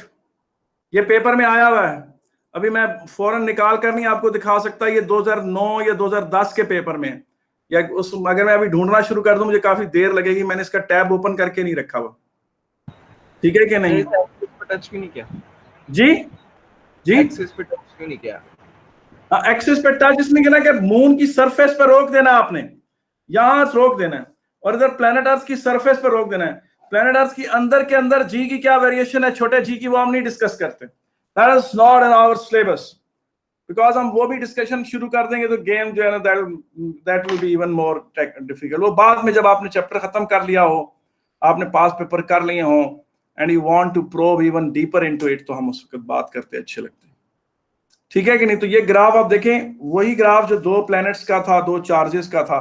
ये पॉइंट मैंने जब ग्रेविटेशन पढ़ाया था तो एक्सप्लेन नहीं किया था, उस वक्त मैंने इसका जिम्नन हल्का सा जिक्र करके मैं आगे आ गया था, तो वो मैंने अब आपके साथ इधर इस तरह से डिस्कस कर दिया, ठीक है कि नहीं। आगे चलते हैं और गुफ्तगू को हम आगे बढ़ाते चले जाते हैं। आप थोड़े बोर हो रहे होंगे, तो मैं अब आपको मजीद बोर नहीं करता, आपको कुछ इंटरेस्टिंग वीडियोस दिखाते हैं एक छोटी सी चीज के साथ, और फिर देखते हैं कि ये देखें, एक मिनट है अभी वीडियोस नहीं, पहले ये देखिए, ये यार ग्लोब है, ये क्या है, ग्लोब, मेटालिक ग्लोब है, ठीक है कि नहीं। इसको कहते हैं when de Graaff generator, when de Graaff generator, ठीक है कि नहीं है। इलेक्ट्रिसिटी की डेवलपमेंट में इस छोटे से इक्विपमेंट का बड़ा हाथ। ये इसके साथ एक रबर की बेल्ट है, ये घूम रही है, ये नीचे मोटर लगी हुई है। ये मोटर जब घूमती है तो ये बेल्ट यूं ऊपर यूं घूम कर यूं यूं यूं यूं यूं यूं ये बेल्ट रोल करती रहती है। यहाँ भी रोलर लगा हुआ, ठीक है कि नहीं। और इधर से ये बेल्ट के साथ यहां से बैटरी का कनेक्शन है, ये बैटरी का कनेक्शन। पूछें क्या होता जब ये बेल्ट यहाँ आती है तो यहाँ एक नीडल उसके साथ टच कर रही होती है, वो नीडल इस बेल्ट से इलेक्ट्रॉन्स छीन कर इधर ले जाती है, वो नीडल इलेक्ट्रॉन इधर छीन के ले जाती है, यहाँ से नीचे अर्थ में ग्राउंड कर देती है। ये पॉजिटिवली टर्मिनल है, ये नेगेटिव, नतीजतन बेल्ट पॉजिटिवली चार्ज हो जाती है। जब ये बेल्ट ऊपर की तरफ मूव करती है तो यहाँ से एक वायर इस बेल्ट को टच कर रही होती है। बेल्ट अपने इलेक्ट्रॉन जो उससे गुम हो गए थे, जो इस बैटरी ने छीन लिए थे, वो इस मेटेलिक ग्लोब से छीन के पूरे कर लेती है। यहाँ से इलेक्ट्रॉन इधर आ जाते हैं और ग्लोब पॉजिटिवली चार्ज होना शुरू हो जाता है, ग्लोब पॉजिटिवली चार्ज होना शुरू हो जाता है, ठीक है। ये नीचे इसका स्टैंड ऐसे करके इसका स्टैंड लगा हुआ, ठीक है कि नहीं। और होगा क्या कि ये ग्लोरा, फिर आपको पता है बाज बच्चे जब इधर खड़े होते हैं ऐसे करके, ये बच्चा एक खड़ा हुआ है, वो इसके ऊपर हाथ रखता है तो उस इधर से उसके जिस्म के इलेक्ट्रॉन इधर चले जाते हैं, जिस्म के इलेक्ट्रॉन इधर जाते हैं तो उसके बाल जो है वो सारे खड़े हो जाते हैं, क्योंकि वो सारे बाल पॉजिटिवली चार्ज हो जाते हैं। और वो जो है वो क्या कहते हैं एक दूसरे को रिपेल करके खड़े हो जाते हैं। आए जरा इसे देखते हैं, इसकी वर्किंग देखते हैं। साथ वेन डी ग्राफ जनरेटर के साथ बच्चे जब खड़े थे तो मिस्टर बीन ने भी खड़े होने की कोशिश की, वो वीडियो भी छोटी सी आपको दिखाते हैं इसलिए कि आप बोर ना हो।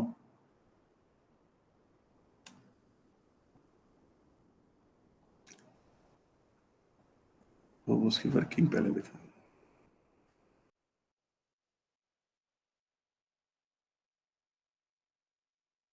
थोड़ी सी वीडियो चलती है, इसे आराम से देखें आप। ये शेयर होगी, आपके सामने आ गई है भाई कि नहीं। ये बच्चा है, ये देखें एरो, अब कर्सर लेकर आए पहले, अभी अभी वीडियो चलाए नहीं, पहले देखिए ये कर्सर ये लेकर आए। देखें यार, ये जो उसने यहाँ टर्मिनल दिखाया ना, ये चीज, ये असल में बैटरी समझे आप इसे। ये बेल्ट है, ये जो ये दिखा रहे हैं ना, ये एक बेल्ट है, लेदर बेल्ट है, जो ये रोलर के ऊपर से घूमती हुई यूं नीचे आ रही है, यूं नीचे आ रही है। ये चीज मोटर है, ये मोटर का पहिया जो घूमता है तो बेल्ट घूमती है। यहां से बैटरी बेल्ट से इलेक्ट्रॉन्स छीन लेती है तो बेल्ट पॉजिटिवली चार्ज होती है। ये पॉजिटिवली चार्ज बेल्ट का पोर्शन जब यहां जाता है तो ये वायर है, ये देखें यहाँ एक वायर है जो ये उस मेटल से कैसे उस पूरे डोम के साथ कनेक्टेड है। वो उस डोम से इलेक्ट्रॉन्स छीन कर अपना बेल्ट को दोबारा न्यूट्रल कर देता है। और जितनी there when de Graaff generator चलता चला रहेगा, पीछे से आपने मोटर ऑन रखेंगे तो वेन डी ग्राफ के ग्लोब के ऊपर चार्ज बिल्डअप होता रहेगा और वो बढ़ते बढ़ते बड़ी हाई वोल्टेज तक चला जाता है। अब अगर ये बच्चा इसको छुएगा, इस ग्लोब पर हाथ रखेगा, तो बच्चे के सर से इलेक्ट्रॉन्स, बच्चे के जिस्म से इलेक्ट्रॉन ग्लोब तक जाएंगे और फिर इसके बाल सारे पॉजिटिवली चार्ज हो जाएंगे और वो रिपेल होकर खड़े हो जाएंगे। चलाएं आप वीडियो जरा।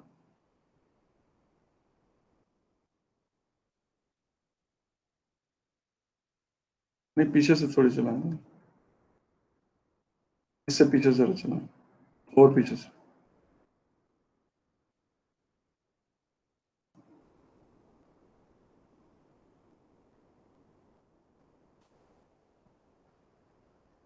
ठीक है, अब इस बच्चे का वो फैक्ट दिखाएं जरा।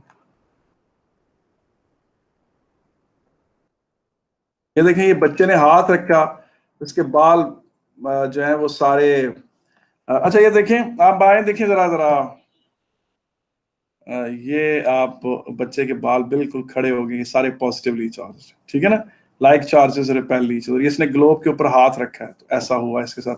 ये बच्चा इस वक्त पॉजिटिवली चार्ज है, पूरा बॉडी इसकी, ठीक है कि नहीं, पूरी बॉडी पॉजिटिवली चार्ज है और बाल भी पॉजिटिवली चार्ज, और इसका सर भी as a Van de Graaff generator के ग्लोब की तरह एक्ट कर रहा है।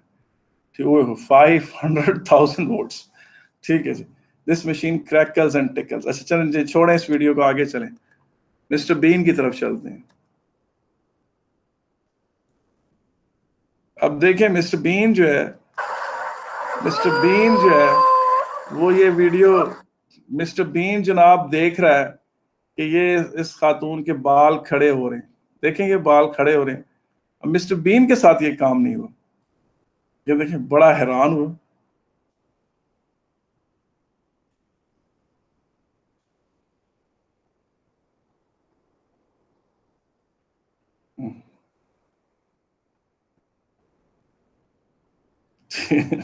ये वेंटिग्राफ जनरेटर चल रहा है।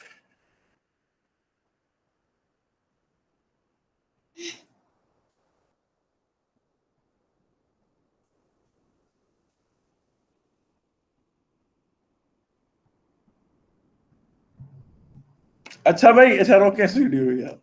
यार आप मुझे जवाब दे कि इसके बाल क्यों नहीं खड़े हो रहे? क्या आप जवाब दे सकते हैं कि इसके बाल क्यों नहीं खड़े हुए? ये लाइव नहीं है शायद। एक पॉसिबिलिटी ये है कि इसने अपने जो पैर है ना वो नंगे पैर खड़ा हुआ हो तो सारा चार्ज नीचे जमीन पे जा रहा होता, या ये है कि ये खुद पॉजिटिवली चार्ज हो गया और ऊपर इसने विग पहनी हुई है। अगर इसने ऊपर सर पे विग पहनी हुई है या कोई इस तरह की टोपी टाइप विग पहनी है तो तब ये नहीं खड़े होंगे बाल इसके। खुद ये बंदा पॉजिटिवली चार्ज हो चुका है। अब देखें आगे जब ये जाता है, थोड़ा सा आगे जाएगा तो ये किसी जगह जाता है तो ये इससे चीजें चिपकती हैं, क्योंकि ये इस वक्त ग्राफ को टच कर, वेंडी ग्राफ जनरेटर को टच करने से ये पॉजिटिवली चार्ज हो चुका है। ये अपनी, ये देखें, इसको एक क्रैकलिंग साउंड फील हो रही है।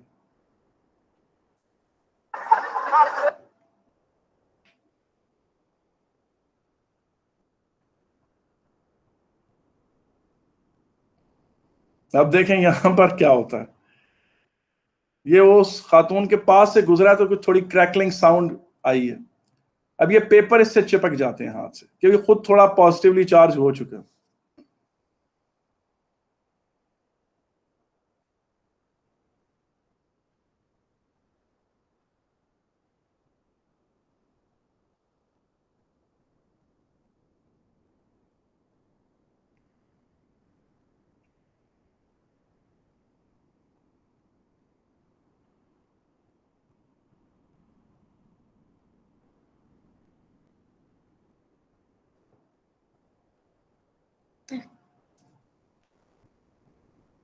ठीक है, चले जी, आगे चलते हैं, वापस आ जाए।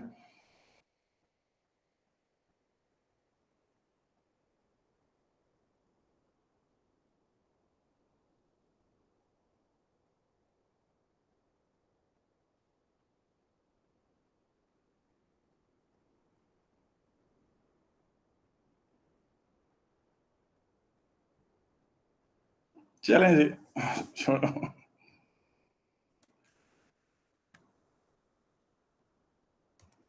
अच्छा जी, वापस हम आगे, वापस जनाब, और हम बात करने लगे हैं, एक बड़ी दिलचस्प बात करने लगे हैं। एक बड़ी दिलचस्प बात करते हैं आपके सामने। आपसे क्वेश्चन पूछते हैं, ठीक है ना जी? क्वेश्चन क्या है? क्वेश्चन ये है कि ये मेरे पास एक प्लास्टिक का बॉल था। क्या था जी? प्लास्टिक का बॉल था, ठीक है। और ये एक मेटेलिक स्फेरिकल कंडक्टर है। मेटेलिक, मेटल का बना हुआ सफियर है, मेटल का बना हुआ सफियर, ठीक है कि नहीं? और कंडक्टर है, हॉलो है, अंदर से फारिग है, हॉलो स्फेरिकल कंडक्टर। क्या कहेंगे? Hollow spherical. स्फेरिकल क्या मतलब? बिल्कुल गोल। और कंडक्टर, अच्छा जी, ठीक है कि नहीं? बेटा मैं इसके ऊपर ना कोई कपड़ा रब करता हूं। कपड़ा रब करने से, मैंने इसके ऊपर ऐसे प्लास्टिक बॉल के ऊपर कपड़ा रब किया तो कुछ इलेक्ट्रॉन कपड़े पे चले गए और प्लास्टिक बॉल यहां से पॉजिटिवली चार्ज हो गया, ठीक है कि नहीं? मैंने इस मेटेलिक सफियर के साथ एक कपड़ा रब किया, उससे ये भी पॉजिटिवली चार्ज हो गई। बेटा इन दोनों पे चार्ज की डिस्ट्रीब्यूशन का फर्क क्या होगा? बेटा दोनों में चार्ज की डिस्ट्रीब्यूशन का फर्क क्या होगा, बता सकते हैं मुझे? दोनों में चार्ज के बारे में क्या होगा? बेटा सर प्लास्टिक में करीब, सर प्लास्टिक में करीब करीब होगा, मेटल में दूर दूर होगा, क्योंकि हाँ, उसकी कंडक्टिविटी प्लास्टिक में ये पॉजिटिवली चार्ज काफी देर लेगा, इवन 2-3 दिन 4 दिन लेगा कि ये ऐसे फैल जाए, यानी स्प्रेड आउट हो जाए। क्यों? क्योंकि प्लास्टिक एक इंसुलेटर है, उसकी रेजिस्टेंस बहुत हाई है। मगर मेटालिक कंडक्टर में फौरन यूं हो जाएगा, पता चला कि आप मेटेलिक कंडक्टर को जब भी चार्ज करते हैं, मेटेलिक कंडक्टर से जब भी इलेक्ट्रॉन छीनते हैं या इलेक्ट्रॉन देते हैं, तो सारा चार्ज उसकी सरफेस पे आ जाता है, वो आपस में रिपेल करता है। यानी अगर आपने यहां से इसको बैटरी से जोड़ा और बैटरी ने इससे इलेक्ट्रॉन छीने और इलेक्ट्रॉन छीन कर इसे पॉजिटिवली चार्ज कर दिया, तो जितना भी चार्ज किया, स्फेरिकल चार्ज कंडक्टर में चार्ज इवनली स्प्रेड हो जाता है, चार्ज बड़ा इवनली स्प्रेड हो जाता है। चार्ज बड़ा क्या होता है? इवनली स्प्रेड होता है। हॉलो स्फेरिकल चार्ज कंडक्टर में चार्ज सरफेस पे रिजाइड करता है। पहली बात क्या है? Charge resides on the surface. Charge resides on the surface. Charge resides on the surface and it spreads evenly on हर तरफ ये evenly फैल जाता है। ठीक है कि नहीं? तो अब हम आगे देखते हैं, अगली बात हमने क्या करनी थी वो देख लेते हैं। वो ये है कि चार्ज जब इवनली स्प्रेड करता है और सरफेस पे रिसाइड करता है, तो ये देखिए एक हॉलो स्फेरिकल चार्ज कंडक्टर, ठीक है। एक जगह से सुराख भी है उसके और मेटेलिक कंडक्टर है, इसके ऊपर जितना चार्ज था वो सारे का सारा सरफेस पे आ गया और सरफेस पे अंदर कोई चार्ज नहीं है, ठीक है कि नहीं। फर्ज करें यहां से कोई मक्खी उड़ती हुई अंदर चली गई, अच्छा मक्खी भी खैर से समझे पॉजिटिवली चार्ज है और +1 कूलम उसके ऊपर चार्ज है, उस मक्खी के ऊपर सुराख से अंदर चली गई। चलो बाद में, अब यहां जब +1 कूलम सेंटर में पहुंचा, मेरा आपसे क्वेश्चन ये है कि इस +1 कूलम पे कितना फोर्स लग रहा है? क्या फोर्स लग रहा है? क्या कोई फोर्स लग रहा है? बता सकते हैं आप कि नहीं? जी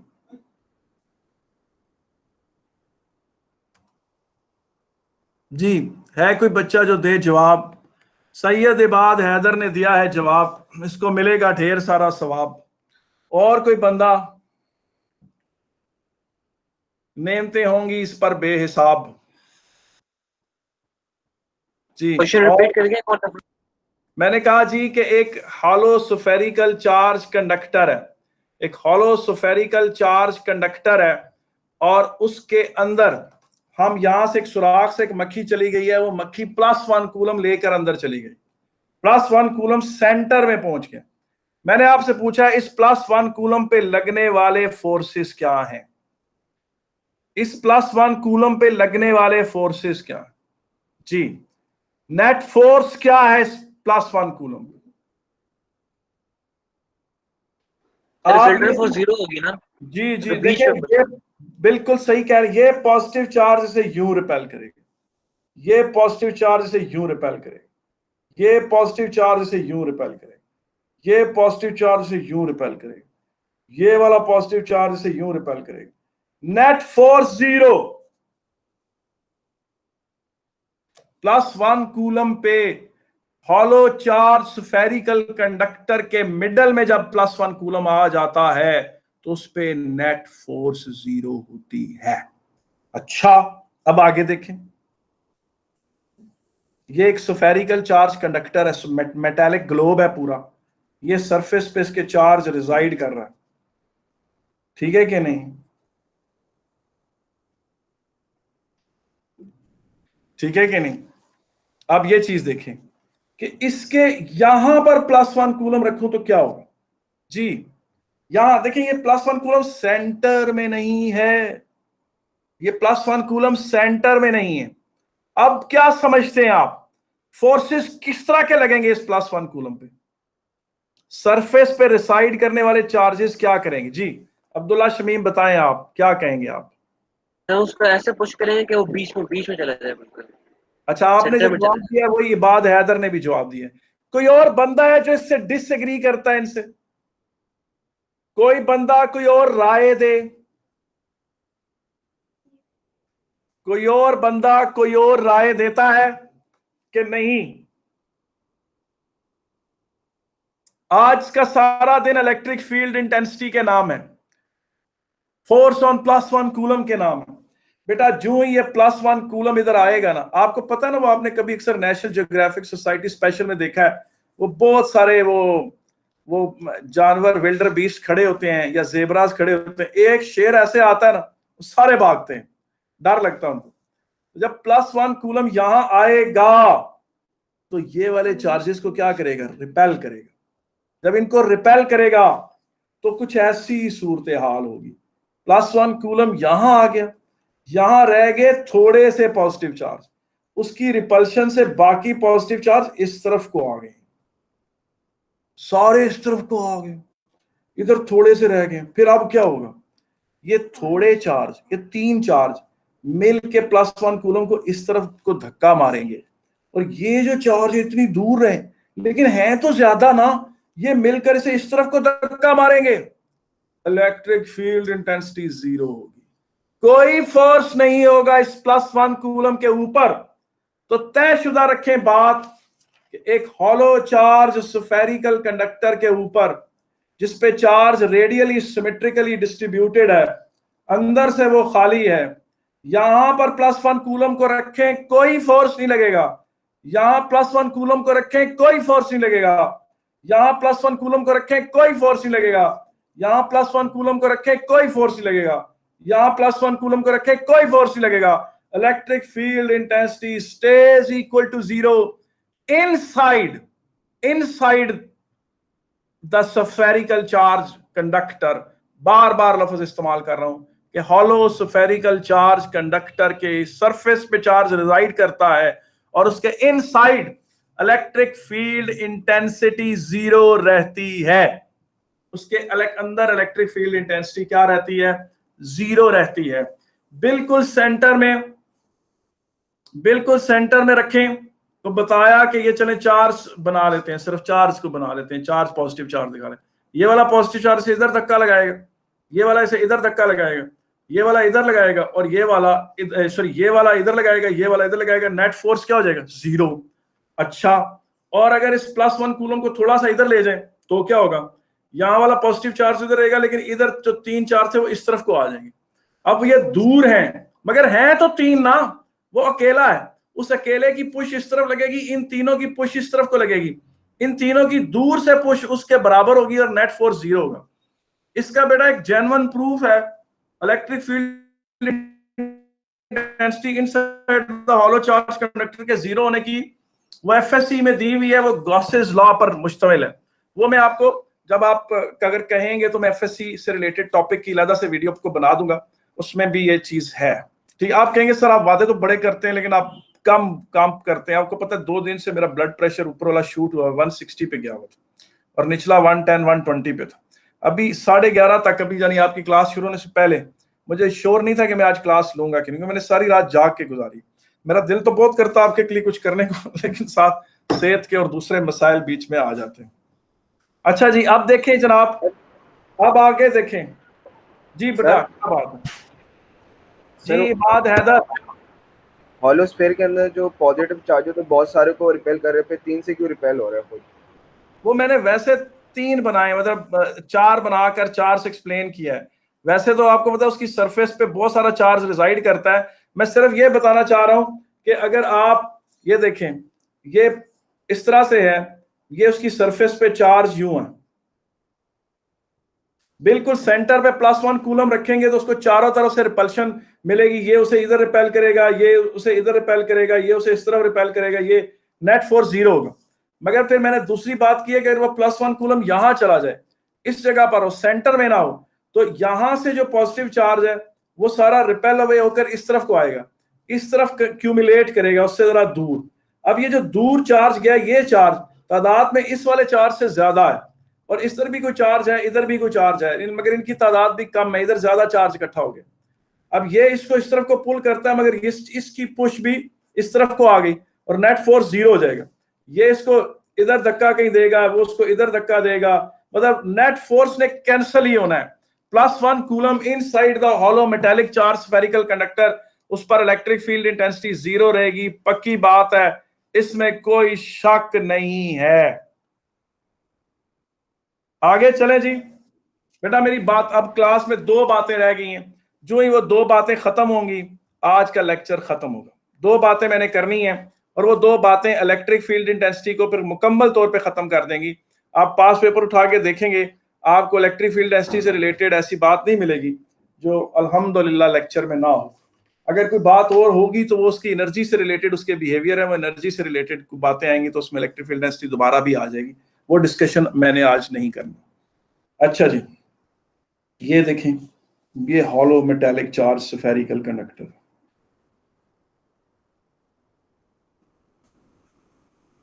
ये नोट रखेंगे इसका रेडियस आर, और यहां पर ये देखें ये वाई एक्सिस बना दिया मैंने, और ये एक्स एक्सिस बना दिया।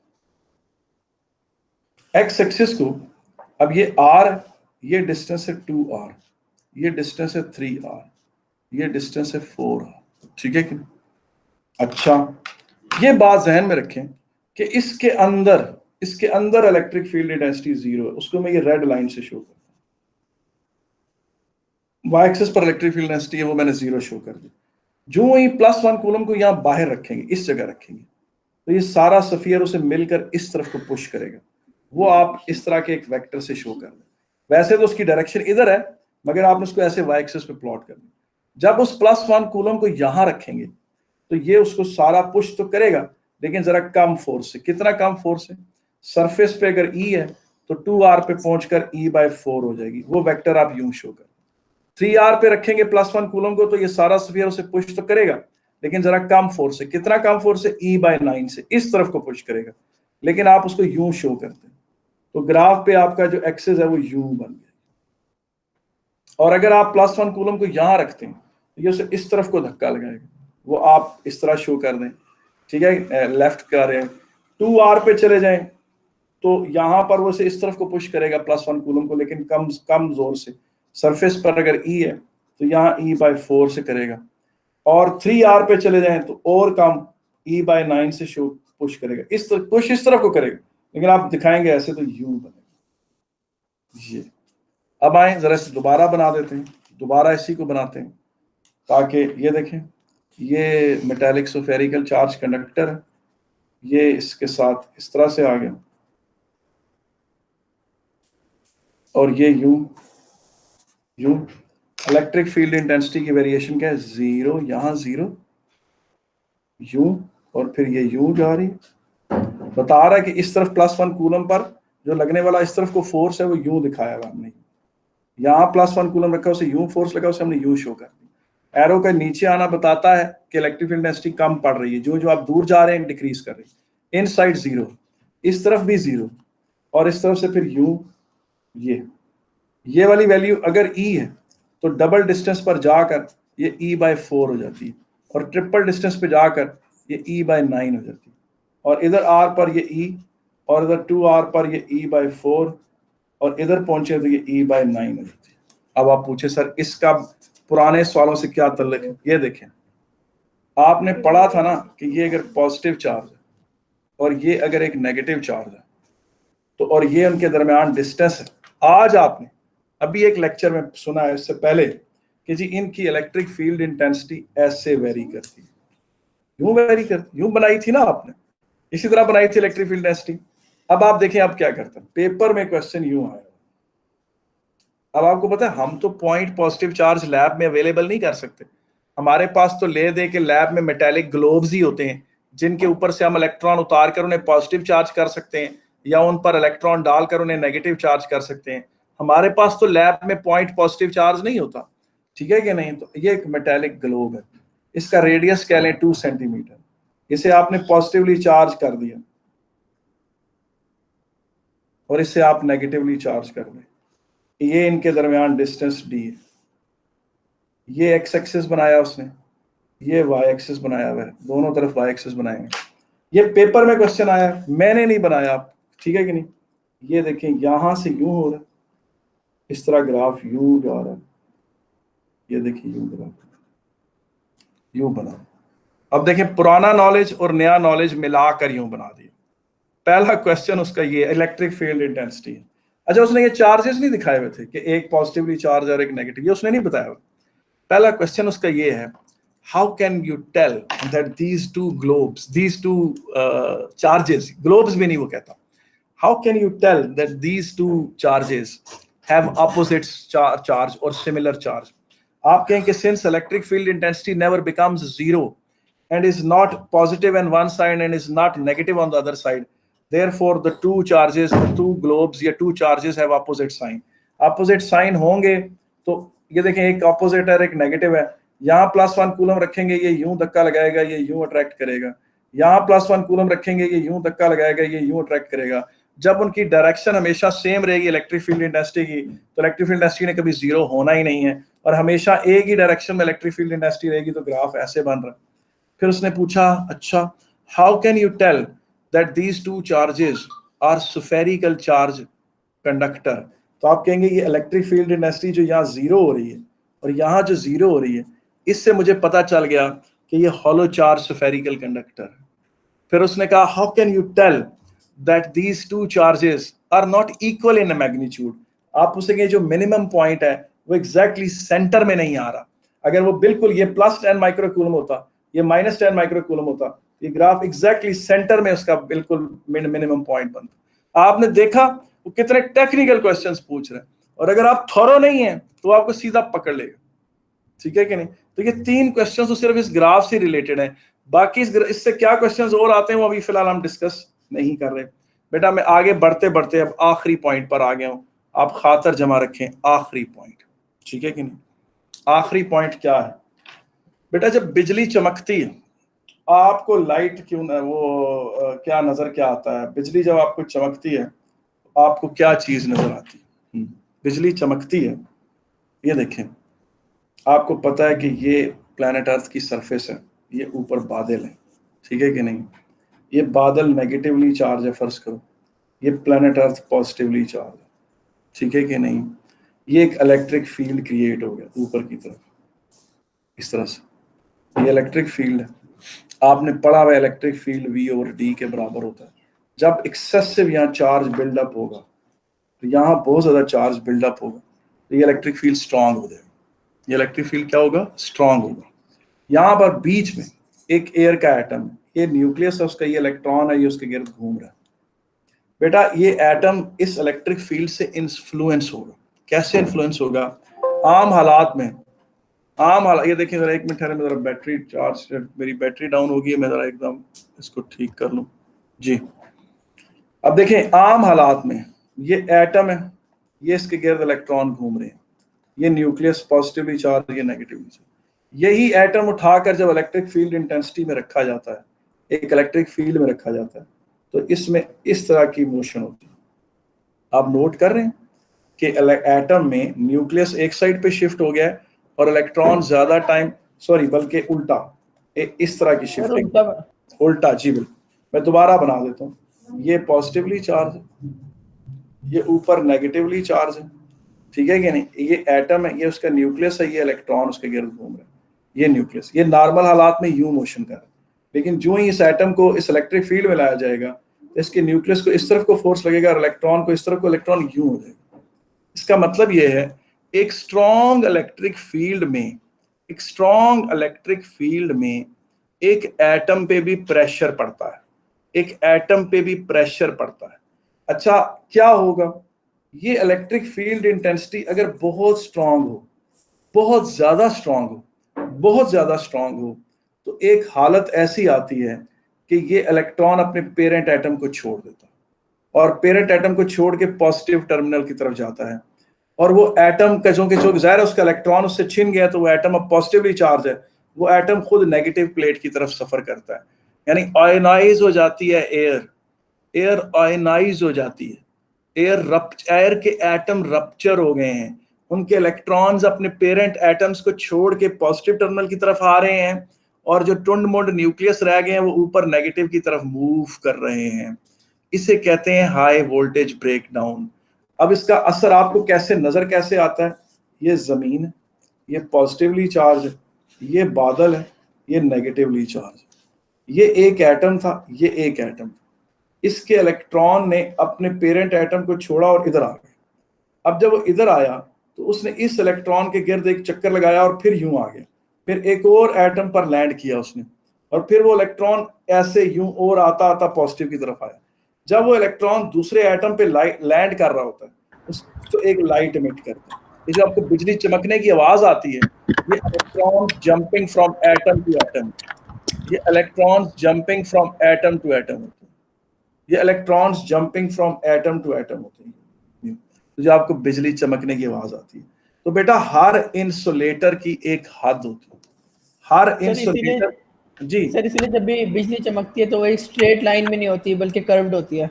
हाँ, वो यही होता है, वो इलेक्ट्रॉन यूं यूं जंप करते हुए आ रहे होते हैं, एटम टू एटम लॉन्च कर रहे होते हैं। ठीक है कि नहीं? अब आगे सुनते जाए, मेरी आखिरी बात है बेटा, आप लोगों ने बड़ा सब्र किया, आई एडमायर यू पीपल, मगर अभी थोड़ा सा सब्र करके मेरी बातें सुनते चले जाएं, और मैं आगे बात आपसे करने चाह रहा हूं। जो मेरी बात है वो है जी डाइलेक्ट्रिक स्ट्रेंथ। आखिरी बात, डाइलेक्ट्रिक स्ट्रेंथ क्या चीज होती है? डाइलेक्ट्रिक स्ट्रेंथ वो इलेक्ट्रिक फील्ड इंटेंसिटी होती है जिस पर एक इंसुलेटर कंडक्टर बन जाता है। उसके पास फ्री इलेक्ट्रॉन्स नहीं थे, आपने उसके वैलेंस इलेक्ट्रॉन्स छीन कर उससे कंडक्शन करवा दिया। जिस तरह फर्ज करें, ये वुड का एक पीस, ये वुड का एक पीस, आपने इस तरफ एक मेटल का एक कंडक्टर लगा, मेटल का एक शीट उसके साथ अटैच की, यहां शीट कर दी, यहां आपने हाई वोल्टेज लगा दी, टिका के हाई वोल्ट मिलियन वोल्ट्स लगा दी। हाई वोल्टेज लगाने से क्या हुआ? पॉजिटिव टर्मिनल से नेगेटिव टर्मिनल में एक इलेक्ट्रिक फील्ड स्टैब्लिश हो गया। बीच में वुड कहती मेरे पास तो फ्री इलेक्ट्रॉन्स ही नहीं है, मैं किस तरह से कंडक्शन कराऊं? तो क्या होगा? एक्सेसिवली हाई वोल्टेज पर जो वुड के नॉर्मल एटम्स हैं, उनके इलेक्ट्रॉन्स अपने पेरेंट एटम्स को छोड़ेंगे और पॉजिटिव टर्मिनल की तरफ चल पड़ेंगे, और पॉजिटिव आयंस जो है एटम्स इस तरफ को रिपेल होंगे। इस तरह इलेक्ट्रोलिसिस में नहीं होता। आप, इसका मतलब है कि दुनिया में सच कोई सुपर इंसुलेटर नहीं है। आप इलेक्ट्रिक फील्ड को एक्सेसिवली स्ट्रॉन्ग कर दें तो आप एक इंसुलेटर में से भी बिजली गुजार सकते हैं। प्लैनेट एयर की जो डाइलेक्ट्रिक स्ट्रेंथ है वो ये है, प्लैनेट अर्थ की सॉरी एयर की डाइलेक्ट्रिक स्ट्रेंथ ये है। कैम्ब्रिज हमेशा ये कोट करता है, ठीक है ना, बाकी बुक्स में 30 दी हुई है, 3 दी हुई है, और कैम्ब्रिज 20 से कोट करता है। तो एक कैम्ब्रिज हमेशा कहता है जी कि 2 × 10⁶ न्यूटन पर कूलम का इलेक्ट्रिक फील्ड स्ट्रॉन्ग बन जाए तो एयर कंडक्शन स्टार्ट कर देती है, हाई वोल्टेज ब्रेक डाउन हो जाता है, जो आपको एज ए स्पार्किंग नजर आता है। ठीक है कि नहीं? आए जरा सर वॉल्टर लीवन को देखते हैं कि वो क्लास में स्पार्किंग कर रहे हैं और ये चीज बना के दिखा रहे हैं। ठीक है कि नहीं? वो सर वॉल्टर लीवन इसको 3 मिलियन कहेंगे और कैम्ब्रिज हमेशा 2 मिलियन करती है। आ जाए आप साथ शेयर करते हैं, उनकी आवाज भी चलाना। अच्छा,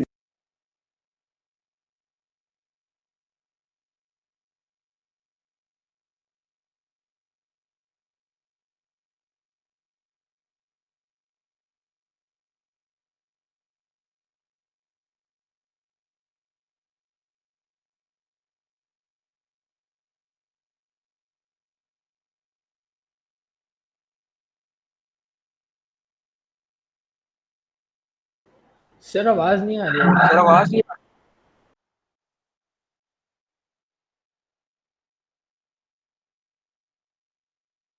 जी जी जी मैं सुन रहा हूँ, आप बताएं।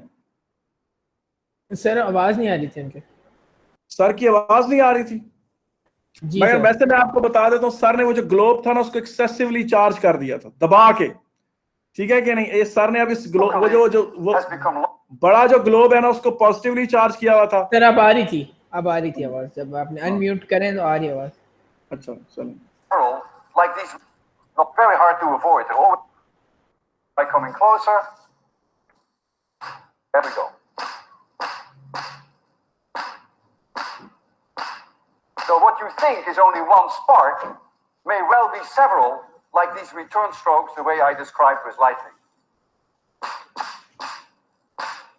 So what you're seeing here now is that the electric field locally has become larger than 3 million volts per meter, and then you go into this discharge phenomenon that we described, and that gives you the lightning. What I will do now is I would like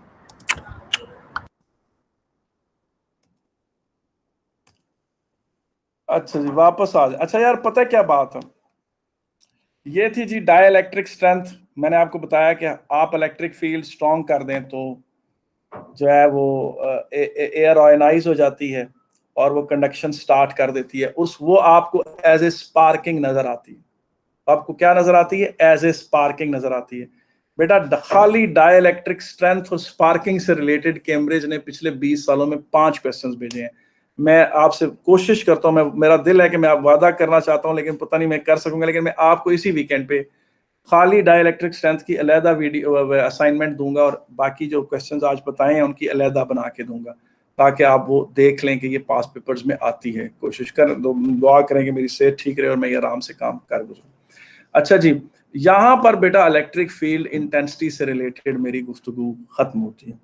जितने लोग आज आए थे, अल्लाह पाक आप सबके दर्जे बुलंद करे और मेरी दुआ है कि आप पर फिजिक्स ऐसे नाजिल हो कि कमाल नाजिल हो। आखिरी बात करना चाहता हूँ, ये जो सर के लेक्चर है ना, सर वॉल्टर लिवन के, जो बच्चा इन्हें देखेगा ना उसकी बड़ी टॉप की फिजिक्स होगी। लेकिन ये जो सर का लेक्चर था, इसका नाम है हाई वोल्टेज ब्रेकडाउन।